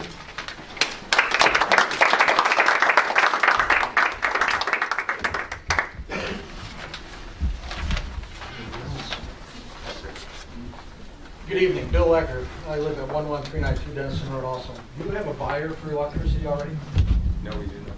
So that's like if I had I'm going to make a beer, okay? And I make a beer and I want everybody to try it. And so they taste it and they say, this beer tastes like I'm not gonna buy it. You might, so you don't even have a buyer for your electricity, you're speculating. And one other thing, the lady was right about Starflight. I've been flying airplanes and helicopters going on 40 years. There's 3 gentlemen up here on the board that can testify what it's like to go to an emergency scene when someone's hurt. What is the most dangerous profession in the United States right now? Is it a pilot? No. Being a farmer. I went to a farmer one time flying for Starflight where he got his clothes caught in a silage machine. He took off his leg and part of his private parts. It's not a pretty scene. When you put these turbines up, it raises weather minimums for a VFR program, BMC. Okay? You're out on a snowmobile at night. You might have been drinking, you might have not been drinking. You might hit a deer, you might do something wrong. That might make a difference between you living and dying. Everybody's got to think about that. We know what, we balance things out. We take our risk. I take a risk every time I strap on my airplane. But every time I do that, I pre-flight, I do my thing, I know what I'm getting into. I'm just telling you, there's too many variables with these things in the flight path of a helicopter. That's all I have to say. It's done. Okay, they're up. I have to see the ones up there on Arkwright, and I've flown around the United States in a lot of different places. And but this is unique. This country that we have right in this area is. You ever hear lake effect snow? Who ever heard of lake effect snow? It rains. It rains in Forestville, but up on the hill it's snowing. And what happens when these blades get iced? You're going to be getting a lot of ice. A lot of ice. How do you de-ice the blades? How do you de-ice the blades once they become? We don't de-ice the blades. Do you have any icing? The ice throw analysis is in the application, so I invite you to look at that. Okay, but what I'm saying, once the blade gets covered with ice. If a blade is covered with ice, it ceases to operate as an airfoil and the machine will shut itself down. Okay. That's no energy. So, Can I just ask him a question? About, are there set routes for Starflight? Because you guys fly right over us all the time. I haven't flown for Starflight in several years, Okay. but I know people have been told at Starflight right now that if they're going to go north, follow Route 60 and hang a right or left when you get at 60 and 20, because it's affected their flight paths. Except that I'm right on Hurlburt Road, and you guys fly over our farm all the time. I mean, we're like ground zero here on this project. Yes, so that's exactly right. So when these ones go up, I don't know how it's going to affect them. You'd have to talk to the guys over at WCA. Because when I used to fly out of WCA for Starflight, I'd fly right, if I'm going to go to the Hanover substation up on Hanover Road, I would fly, I mean, that's right over Ball Hill. Right. So that's going to come right over, right across. That would be affected. So they're going to have higher weather minimums and all kinds of stuff that may play a difference between life and death when someone needs to go somewhere. But hey, that's what we're all here about, So. If I could just respond to that, that's a legitimate concern, and we have had to get a clearance from the FAA on all of these turbines and have done so. Obviously, the turbines are fixed locations. They will be lighted at night. They can easily be seen on radar. But that's certainly a legitimate concern. But it has been studied by the FAA. One of the young sheriffs told us at a meeting. He said he won't even fly near him. He said it affects it disrupts the radar. I'm not a pilot, but maybe that fellow could answer it. He said this young pilot from the sheriff's department said when he flies near turbines, he said it disrupts the air waves and it affects the radar, how he can read. And I don't have his name, but I could find it. Please have a look at the FAA clearances and the application. Okay. When an EMS pilot gets a route to fly, he has to plot a straight line to where he's going. Okay. Then he's got to take every obstacle in that straight line and add 1,000 foot to the weather minimum. So before, when you're going to come up to Hanover Center and pick a guy up in a ditch, and you had just a little over minimums of 100 or 1,000 feet, maybe less than 1,000 feet of ceiling. Now you got to add 1,000 foot to that. Most accidents that we talk about, they happen in, sometimes they happen in broad daylight, but most of them are at night, most of them are bad weather, most are low ceilings. So this will definitely affect that. I'm just telling you, they're going to have to do something different. The helicopters are going to be slower to where they're going to go. And you can say, you check the FAA, well, that's just what the FAA Well, did. we did leave it to the experts to address these issues, but are you aware of any occasion where a I haven't talked to helicopter is them. flown into a windmill? In any case. Well, okay, well, so they were due diligent and they didn't fly into the windmill. But you know what? They didn't get to the accident scene in time to save the patient. I don't know. There you go. I don't know if that is. Okay. Well, got two eyes. And to answer your first analogy to the beer, the difference is that we're not going to make the beer before we sell it. So, but you don't have a buyer for it yet. If we don't sell the project, we don't sell the power, the project won't get built. So you're gonna sell it first. So when you get a buyer, when they get a buyer for the electricity, then let them build it. And if they don't build it, then I guess you'll be happy. There might be a lot more people happy. We'll make a lot of beer.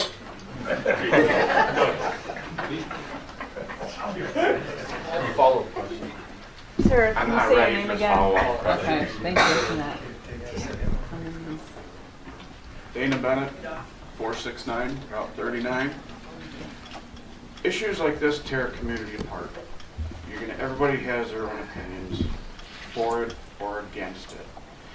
It doesn't make either side wrong. Everybody's got good points for it or against it. It's just the way it goes. It's personally, I'm not for it.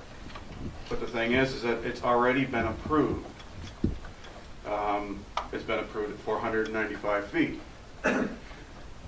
When our WEX law came out in 2006, they were limited to 350 feet.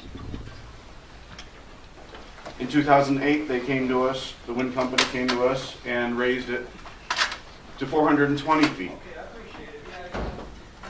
In, what was it, 2014, 2015, they came to us again, raised it to 495 feet. Where does this stop?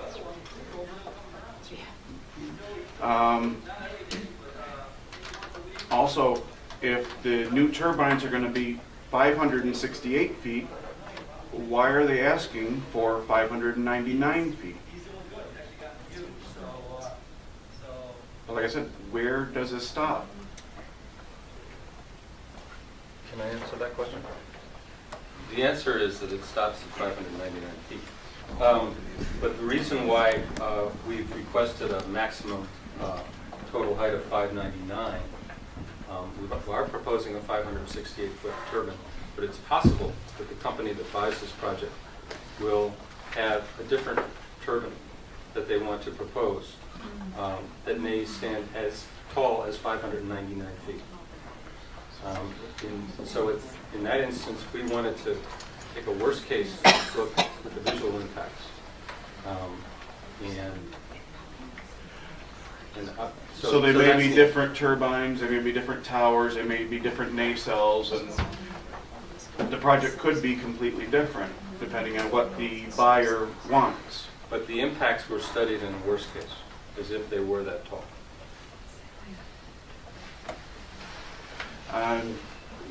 Just as a resident, I am not in favor of increasing it again, but that's just my opinion. Beth Shunk. I live at 10260 Empire Road. When I look at the map, I have 18.5 acres. I've been in my house for 20 years. I've worked very hard, and I enjoy the birds in the morning and the wildlife. And I'm really concerned, number 33, 34, and 35 are right along my property line. Now you're saying my house might not be 1,200 feet because luckily I have some acreage, but how is it going to affect the environment? How did you pick those 3 sites in that area? Now I live by the cow farm, you know what I mean? And it's a rural area, and you go and have a house in the country because you want to have quiet and peace. I'm really concerned. Now, I drive, I do home care for a living. I'm all over Chautauqua County. I've driven on Center Road. I've driven on Route 83. I've had patients on Straight Road that all of a sudden, oh, look, in my backyard, I have this huge turbine. It's not even running yet. I'm really afraid of the noise. I'm afraid of my health, for my family, my pets. I'm really, really afraid because I've read some of the studies, the noise that the gentleman was saying over there, the effects on the environment. Now, we have bats, we have birds, a lot of migratory birds, and it's serene over there. You know, I hear the roosters crowing in the morning, I hear the cows in the morning. I could have a farm, but I don't. But I mean, I do contribute to society. But I'm really concerned that it's really affecting so many people, and I feel I had no say at all. I know they went to the big landowners because I know that their tax burden is much bigger than mine, but I still should have some kind of voice how I want my community to look, and to still have that nature and my area to be beautiful. I've looked at all the devastation. They just plow right down there. It doesn't look like Route Center Road or Route 83. It's just all this huge cement thing with all the power lines. It's massive. It is massive. You can see them from Route 20, right at M&R Greenhouse. They're massive, and if you get even closer, I can't imagine another 100 feet. And then I'm hearing about the buzz. I looked at the sound ordinance. It's not very much difference. The sound ordinance, the megahertz, when it's going to be zooming, and then you're talking about the flicker. I want to enjoy outside. You know, I have a big backyard. I'm really afraid of what's going to happen to our area. And I'm really concerned that it's not just one little house or a massive amount of acreage. There's many houses on my street, on Hurlbur, on Empire Road, Dye Road. It's not just all acreage where there's nobody there, you know. So please consider, you know, all of us in this decision, and keeping Chautauqua County beautiful. Thank you. Yes, sir. Rod Condon, CONGDON, 1087 Hanover Road. I have a question for all these people, these naysayers, on the sound. How many of them have televisions? Probably the decibel of those televisions is louder than the decibel on these windmills. Am I right? You can turn the TV off though when you don't want to listen to it. Yeah, go to bed. There you go. That's all I have to say. I don't watch TV.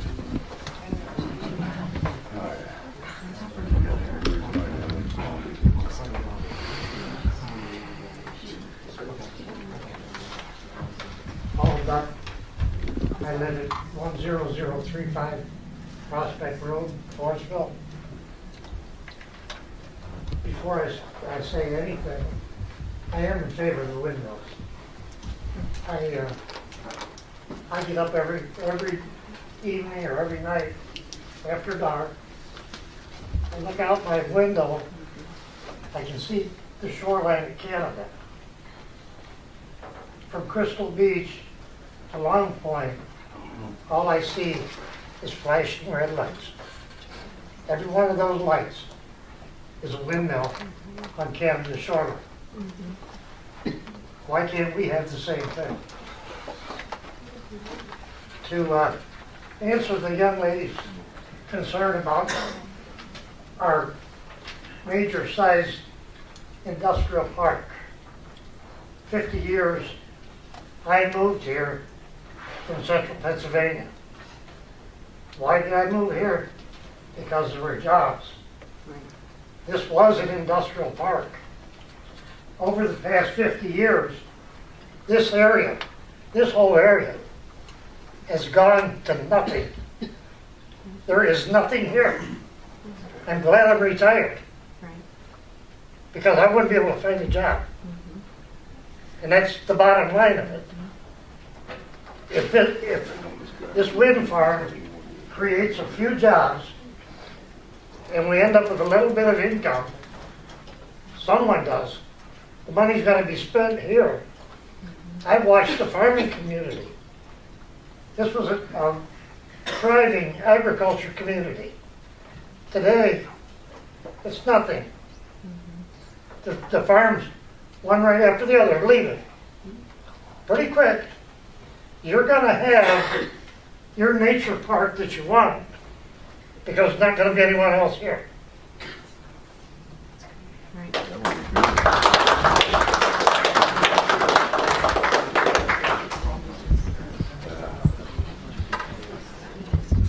Could I please, I would like to refute the statement that gentleman just made. Excuse me, ma'am.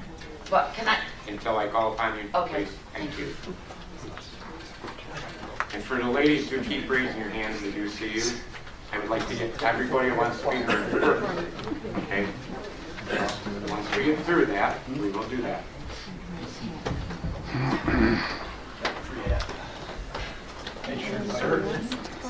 My name is Roy Harvey. I'm from Mayville. I just wanted to give a little bit of an overview on the governor.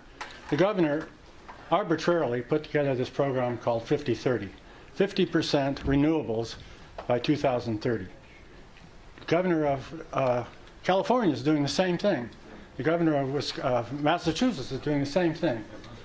This whole thing is to essentially create a boondoggle in Wall Street. The money that's being available is coming from the state. If you know the name Friedman is the guy who heads the bank for Cuomo. It's $1 billion, and he posits money, 25% of the upfront money for these wind turbines, so that various corporations will get involved in it. And if you look at the one in Arkwright, it's 33% owned by the Chinese government. And they know where the good money is because they're getting in the subsidies. You take a look at NISO. NISO is a very important agency. It sets the rates. It's a market situation. It sets the rates, the prices for energy. And one other thing before I elaborate on this, NISO shut down, or is calling for something like $80 million to restart Dunkirk. Well, that's just a penalty. It's bullshit. It's not true. It's just political so that Cuomo can force this wind energy on us. You shut down a major source of energy in Dunkirk, you penalize them, and then you say we have to have energy. And then you put all these guys out of work, and what do you really get when you put these few people that go to work for these wind companies? Very few, 1 or 2 people, max, all over the place, 1 or 2 people.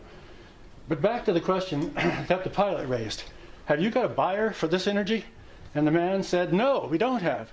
Well, I've run across this western New York for a while, monitoring this stuff, and you see many windmills shut down. They're not working. Now, why are they working? Are they broken? No, they're not broken. They can't find a buyer for their energy. They have to go to one of these big corporations that pretends it's environmental, like Apple or Google, and they go in and say, okay, we'll buy that energy at 15 cents more per kilowatt hour or whatever, and we'll subsidize that, and we'll look green. And it's bullshit. It's not green. CO2 is not a problem. When the man from energy, the company here, RES, says it's clean, that's not true. You're essentially, theoretically, you're lowering the CO2. But CO2 is not a problem. Just look at this thing. CO2 is a very important gas, a very trace gas for plant growth. So the whole thing is based on a nonsensical idea. And going up to 600 feet, I suggest you should not do that for a variety of reasons, as most people know. Thank you.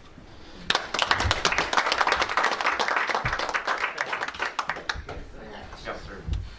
Robert Condon, C-O-N-G-D-O-N. Same address as Mr. Condon, you're going over road. I think some people are losing the fact about the science, okay? I live in both places. I live down in Villanova. I also live in Buffalo. I live right by the airport. So noise, I'm not worried about the noise. Fact of the matter is, they're deciding to go with half the amount of turbines.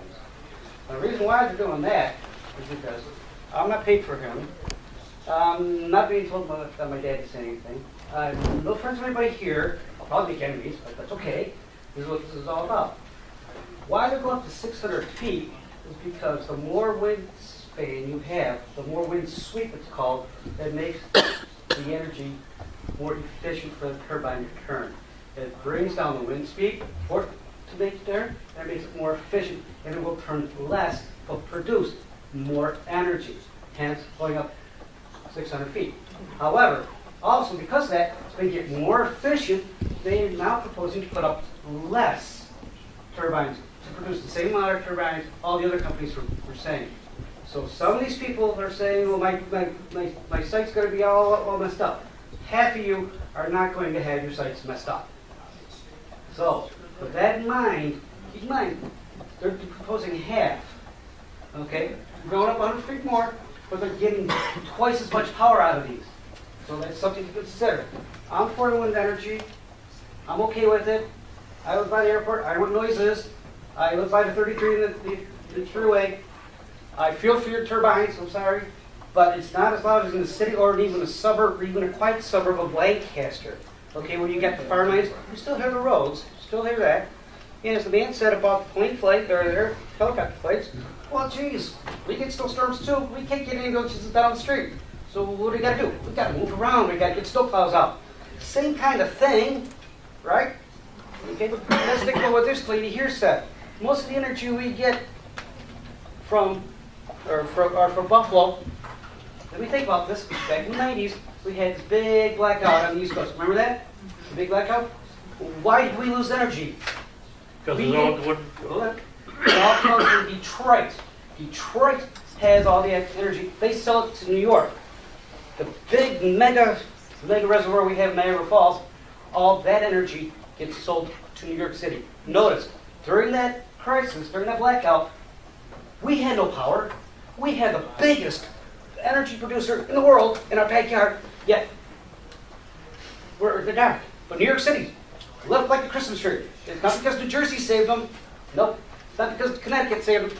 Nope. It's because Niagara Falls spins constantly, and we don't get a dime or even a kilowatt, or not even a watt of energy from them.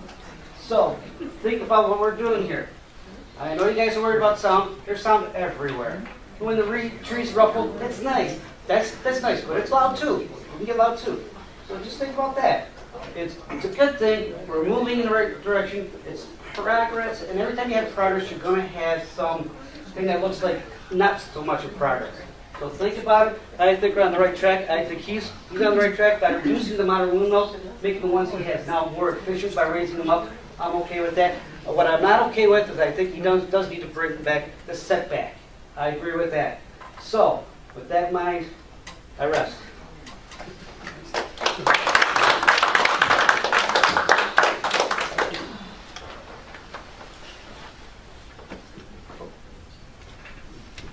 I wasn't going to speak publicly. My name is Judy Phillips in Villanova. I've spoken in almost every meeting. Been involved since they first came in, I believe Noble back in 05, 06. Been on both sides of the street, both sides of the fence. You have my letter. You have all my letters that I have recently written. I would ask that you do not get tired, because this is the only project that is decided by a town board in New York State, which I'm sure you're very aware of. The fact that the maximum height has been changed multiple times, and this is a restriction set by the town boards of Villanova and Hanover, that you are going to be looking to amend this again. I ask you to really think hard about all the issues that have been involved here. There are no other turbines of this size. Why? Why is it that only 2 years ago, when you approved this project, as Villanova did, as a lead agency, that now it is not profitable enough. It is not economically viable. What happens in another 2 years? The turbines in Maple Ridge can be repowered. Repowered means they can make them bigger. He is right when Mr. Lyon says that they get a buyer, that they can go up to 599 feet. That is why they are asking you to go that high. But it will set a precedent in this state and in most of this country. Everybody will be looking to you. If you look to the other boards who have said no and why, you should definitely consider that, because this rests on your shoulder, representing not only the residents of Hanover, but also the 41,000 acres that all 3 turbine projects will be visible from. So I asked this board, I wasn't going to speak publicly tonight, but I have. Thank you.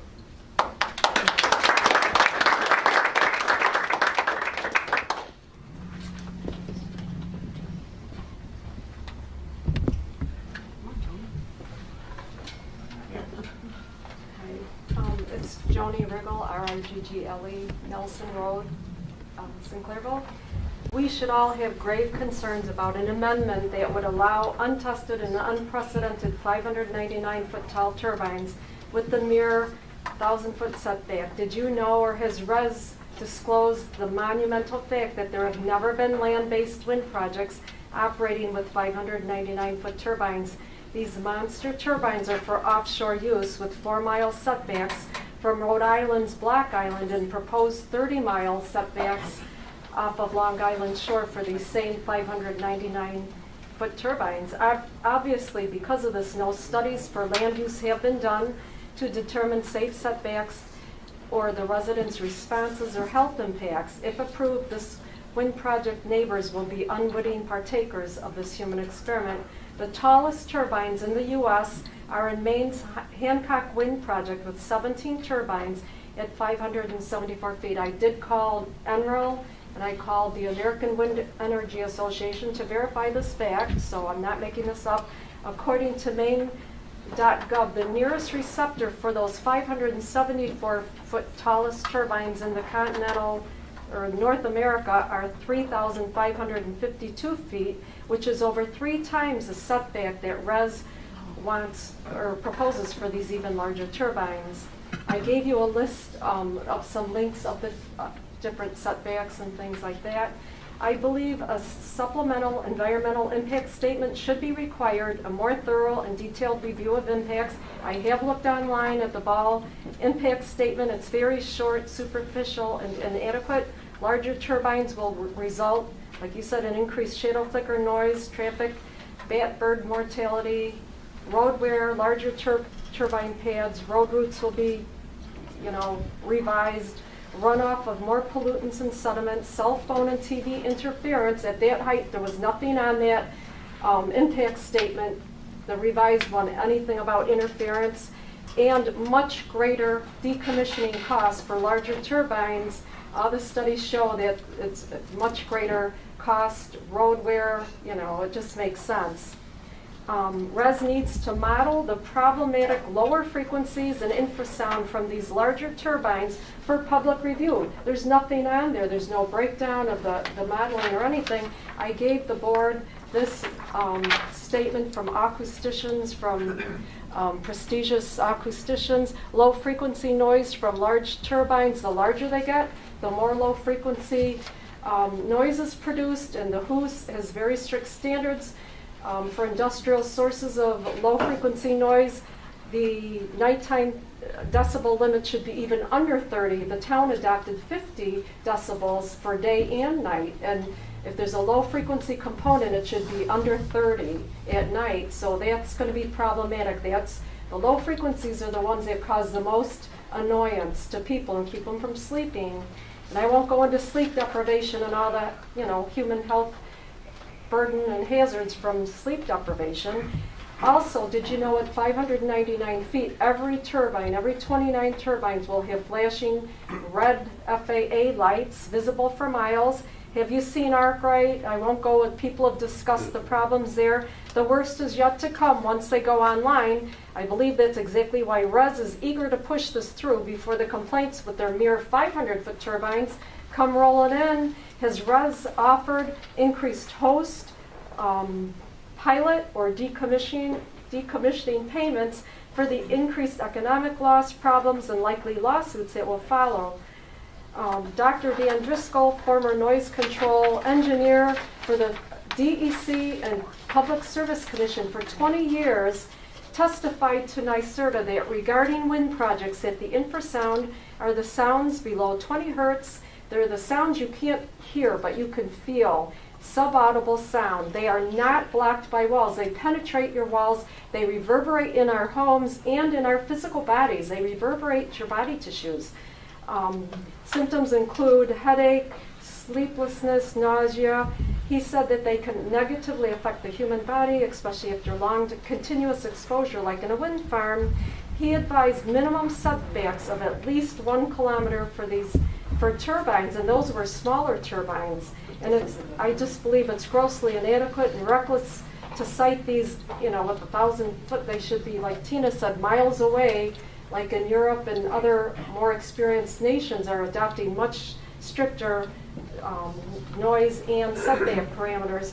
The wind companies only use dBA filters, which excludes the sound pressure that can be recorded under 20 hertz, where the largest sound pressure from wind turbines is evident.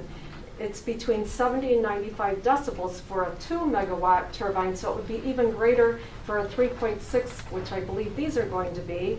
New research shows that even if subaudible, the amount of acoustic energy poses hazards, strongly activates specific brain nuclei.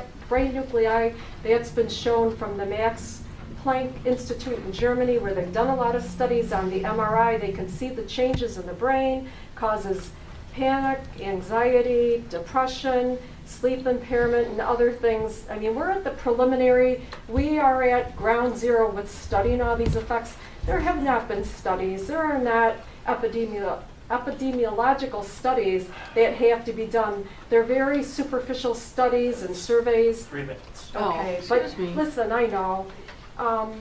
Let's. Sir, everybody had their opportunity to speak, okay? And I'm the one who determines the time.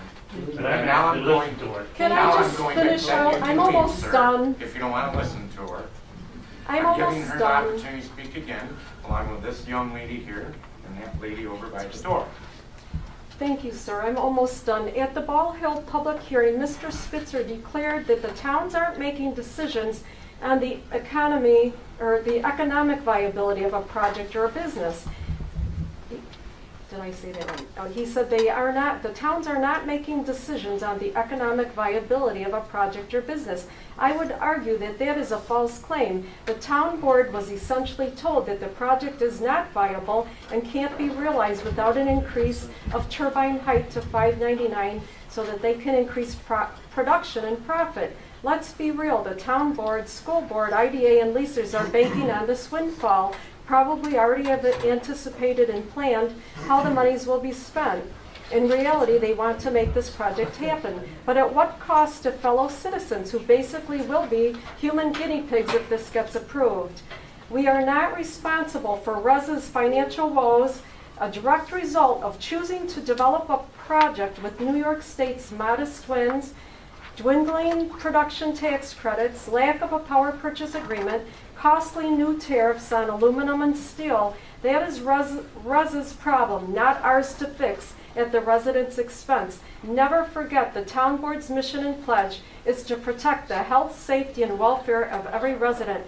I'm sure we've always managed, we live in an impoverished area, you have always found a way to make ends meet, and you will go on and proceed to do that without this windfall. If they had never come and offered this, you would have found a way to manage your financial affairs, you would.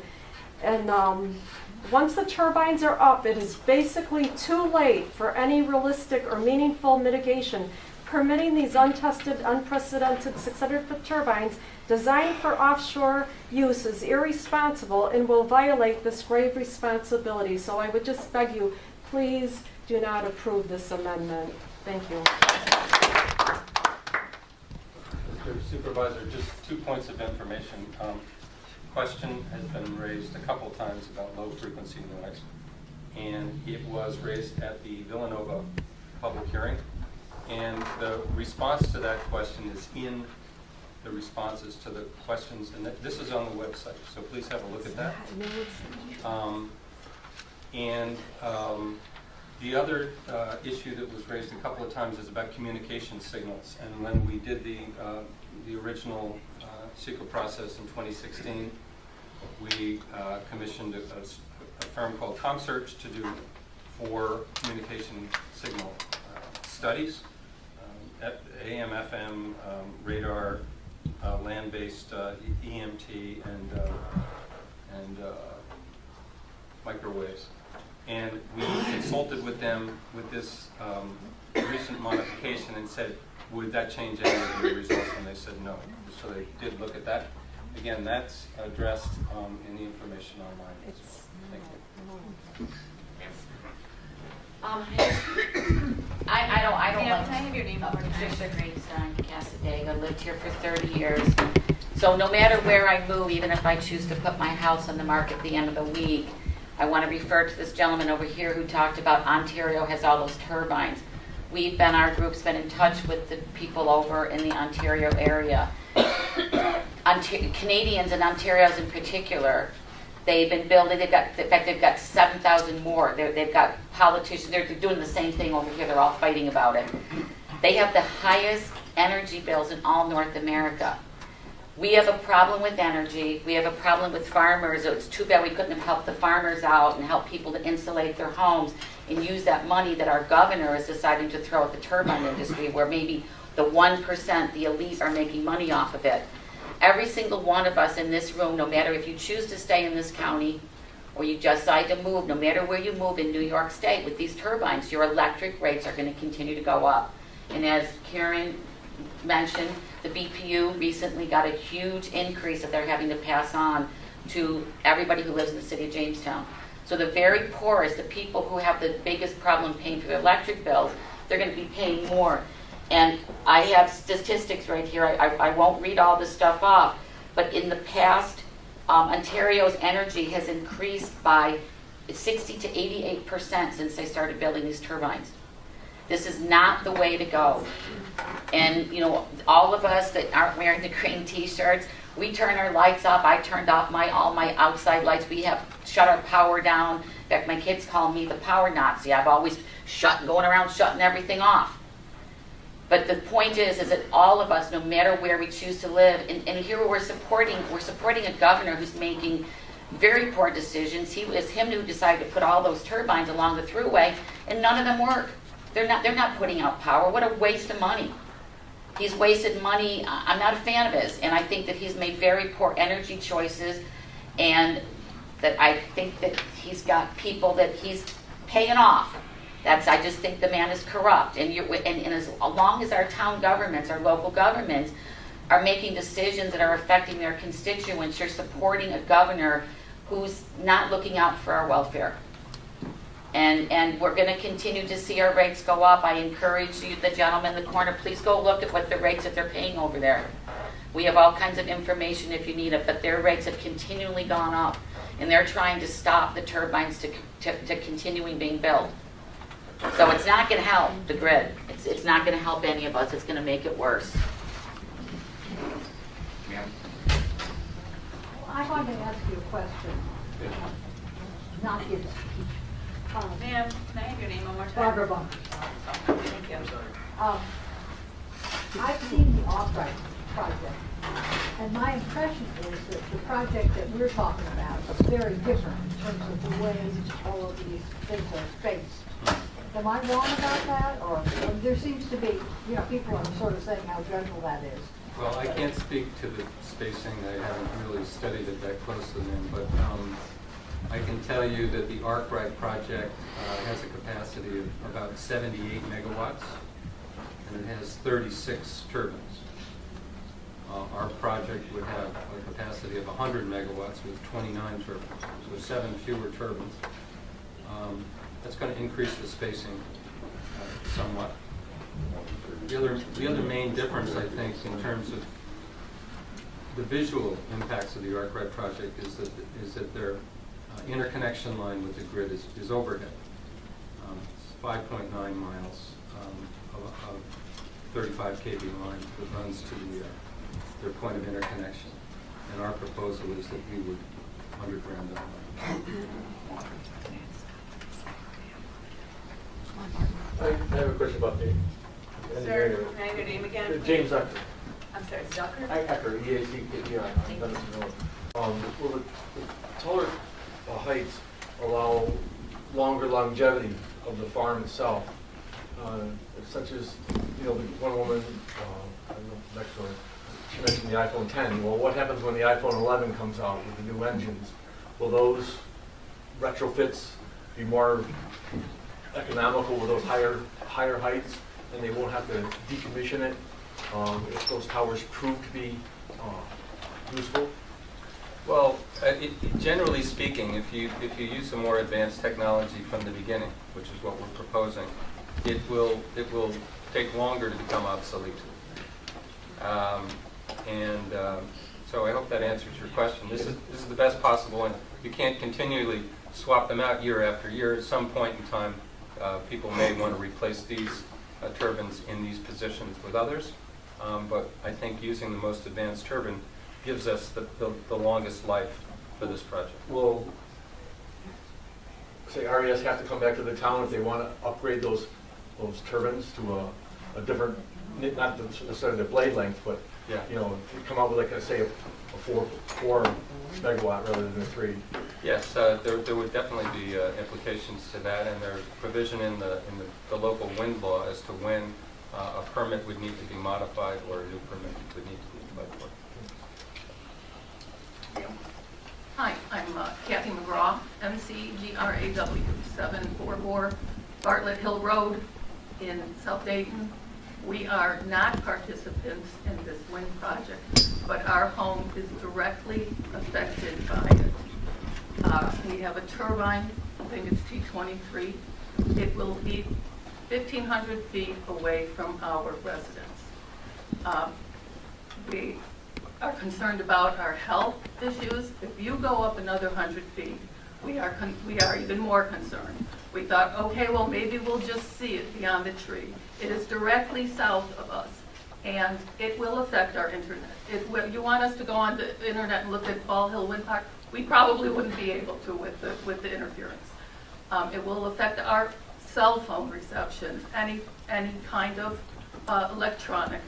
That's what we believe, because it is directly south, and we have direct TV, and that's pointing south.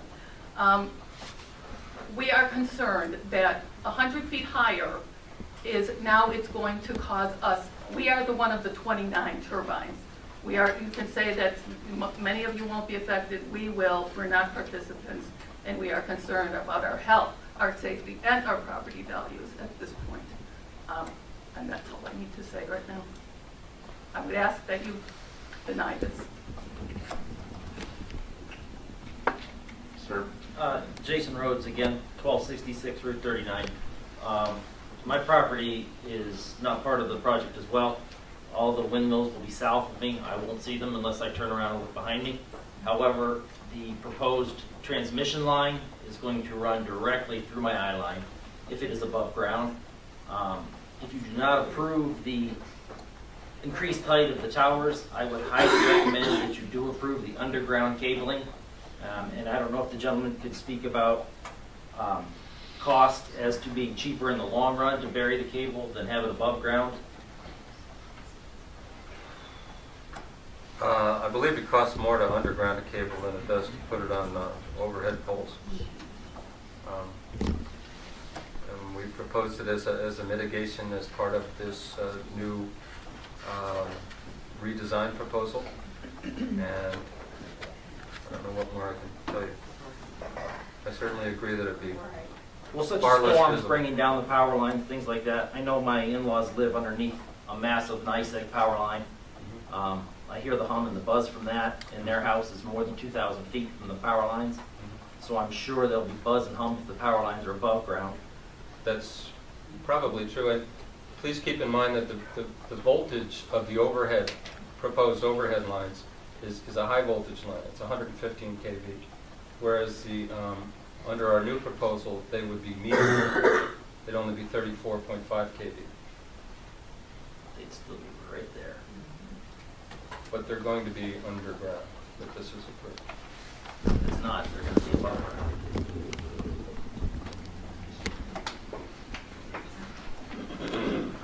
Yes, Mark Twitchell, TWICHELL, Fredonia.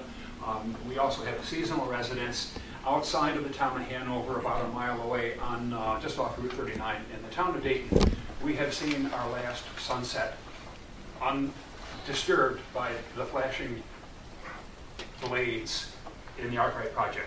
The Ball Hill project will impact us even more. But that really isn't my main concern. It's about the money. You know, communities are getting together like this all over Chautauqua County and Cattaraugus County. Why isn't this happening in Erie County? Because in Erie County, local governments have taken a stance that the value of their properties is so great that they cannot afford to host the wind industry.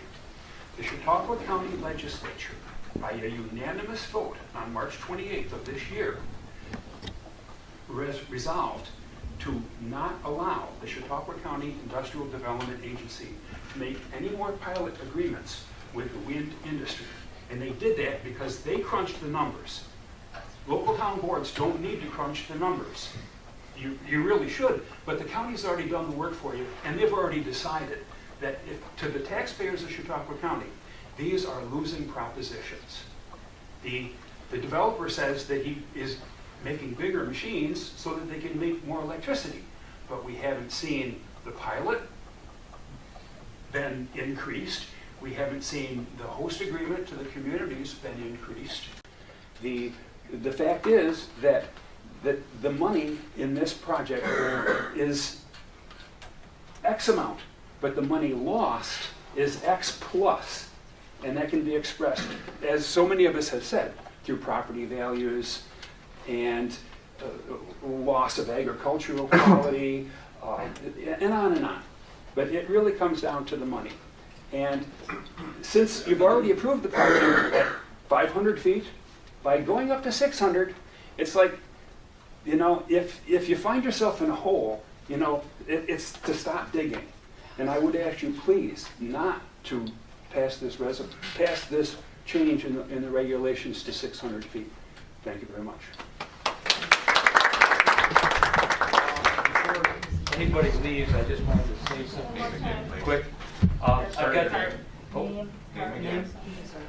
John Harvey, 9235 Dyer Road. I have the map here of what the proposed line is that's going to be buried. And as you can see, it's over half of the project of this wind farm. Anybody that wants to come up and look at this map, it's on the site, I believe. But anybody wants to come up and take a look or see what's going to be buried, what's going on with these things, more than welcome to come look at it. But that's quite a substantial line that's going to be buried. I wish it could be separated in this vote, but obviously it's not. So it's all in either vote for the windmills being higher and getting this done, or nothing. Either vote for the windmills being higher and getting this done, or nothing. I wish it could be separated. When are you voting? Who said that? All right. Oh, I'm sorry, that's shrunk. When does the town vote on the proposal? At this time, we don't even have anything thought of to even go on any type of agenda or any type of a vote. That's why we have the public hearings, so we can get facts and data, listen to our residents from several communities that will be impacted, and that's at that point where we make a hard decision. Will we be notified of other public meetings, or will you be having public meetings, or should we just come to the town? This will be the last public hearing in regards to the wind tower project. That's why we have that. We have all of our town board meetings every second and fourth Monday of the month.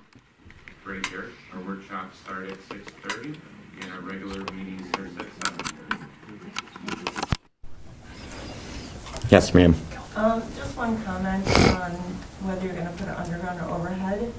I would ask the board to take into consideration if they do, it is approved to go underground, that there's some additional mitigation put in place to reduce the stray voltage from the underground transmission. Because even though you may not be able to hear it, you will be able to feel it, your animals will feel it, and it's still dangerous. It's almost more dangerous underground than it is overhead. So I would ask the board to take that into consideration when they're making their decision. Thank you.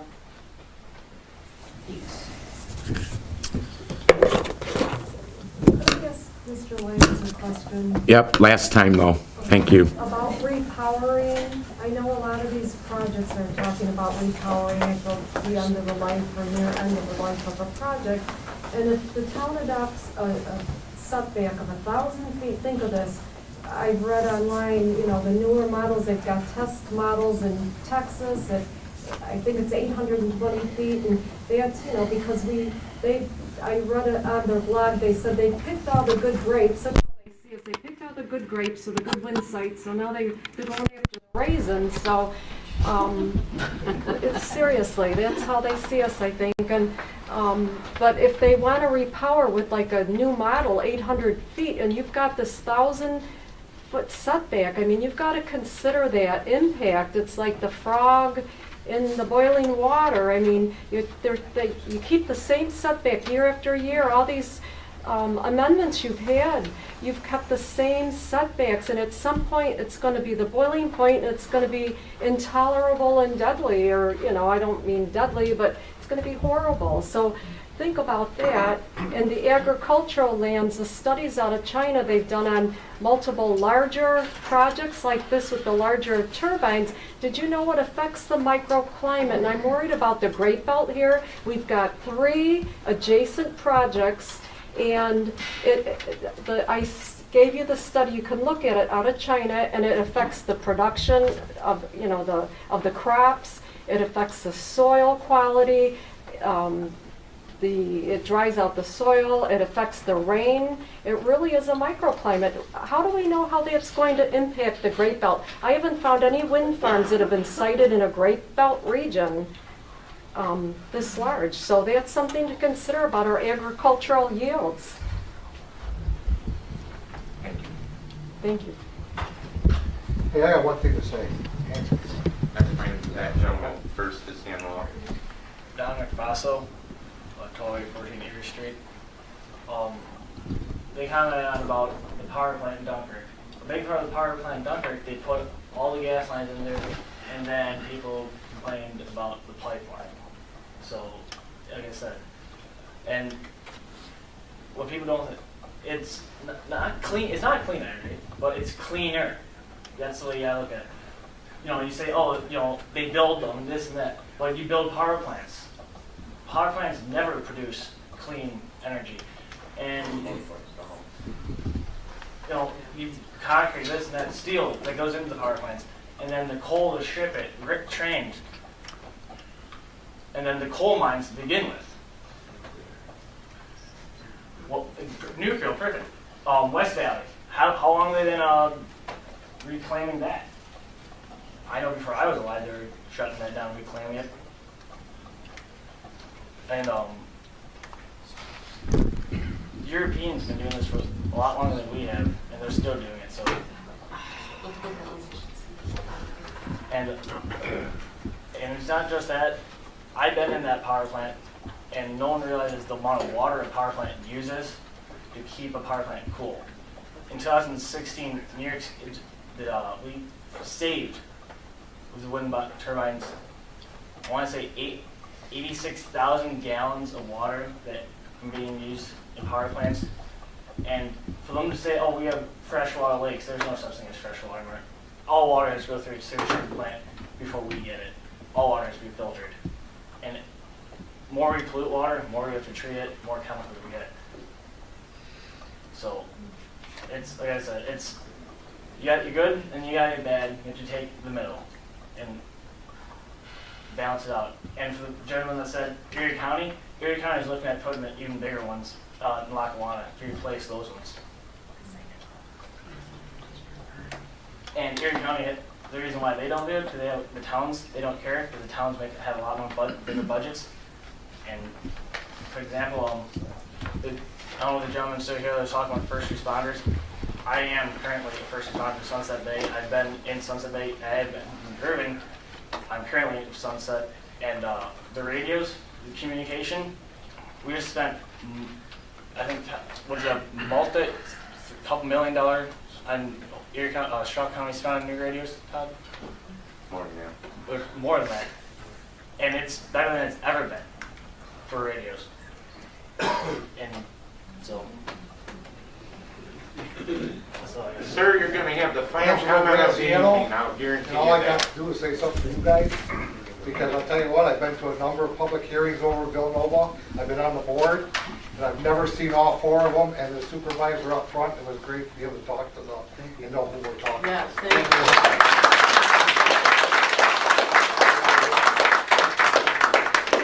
I got one comment. My name's Paul Pickleshire, I live at 791 Route 39. They want to put these windmills on all 3 sides of my property. I'm against it. I didn't take their money, but I'm interested in the environment, the natural environment. I'm worried about what's happening to the birds and the bats. There's endangered bats that live in the area on my property, and it's also a migratory staging ground for songbirds, and they show up there every fall and gather for a few days and then take off. But the infrasound from these machines kills more bats disproportionately, because they're attracted to the noise, the infrasound, but it doesn't. These bats aren't flying into the blades of these turbines. It explodes their organs on the inside from the infrasound. If you think that they can walk in here, they went from a 1 megawatt to 2 megawatt, 3. Every time you increase that, you're increasing that noise. That it's infrasound, you can't hear it, but it increases, and it has a negative effect on most animal and humans too. I mean, the mammals, bats are mammals, and they're smaller, so their intestines explode from it. It might not affect humans in that way, but it seems like a folly to let them walk in here and make it even bigger every time they turn around. I was here, for the last time when they raised it to 500 feet, and it seems like they just walked in here and you just, rubber stamp it because you want to get on it. And the tax money that they're saving, you were saying you're getting $60,000 for these 6 windmills. That's works out to $10 per taxpayer in this town. I don't believe my tax bill is going to go down $10, and I don't believe that that $60,000 is going to make a big difference in the money people spend for this town. I've been, just a few meetings that I've been to, the amount of money that's spent is your financial gain is nothing, and the effects it's having on the people. I mean, just mentally, if not physically, it's not worth having this project. I know it's already proved, but don't keep jacking it higher. And they're right about Canada shut down all their coal mills, and they went to the windmills, but they have to put more and more windmills up because they don't have the backup power when the wind's not blowing. And all the businesses are actually leaving Canada for the United States because of those windmills. Now you come out of New York State. Yeah. Well, I'm just saying it's, my concern is, sure, everybody needs a few extra bucks, but there's got to be better ways to do it than, to run a power plant above people's heads is, it's almost criminal. And I'd like to say, I don't find the windmills attractive. It's disgusting to even look towards the ones that they're putting them now. I have to turn the other way. Thanks, that's all I gotta say.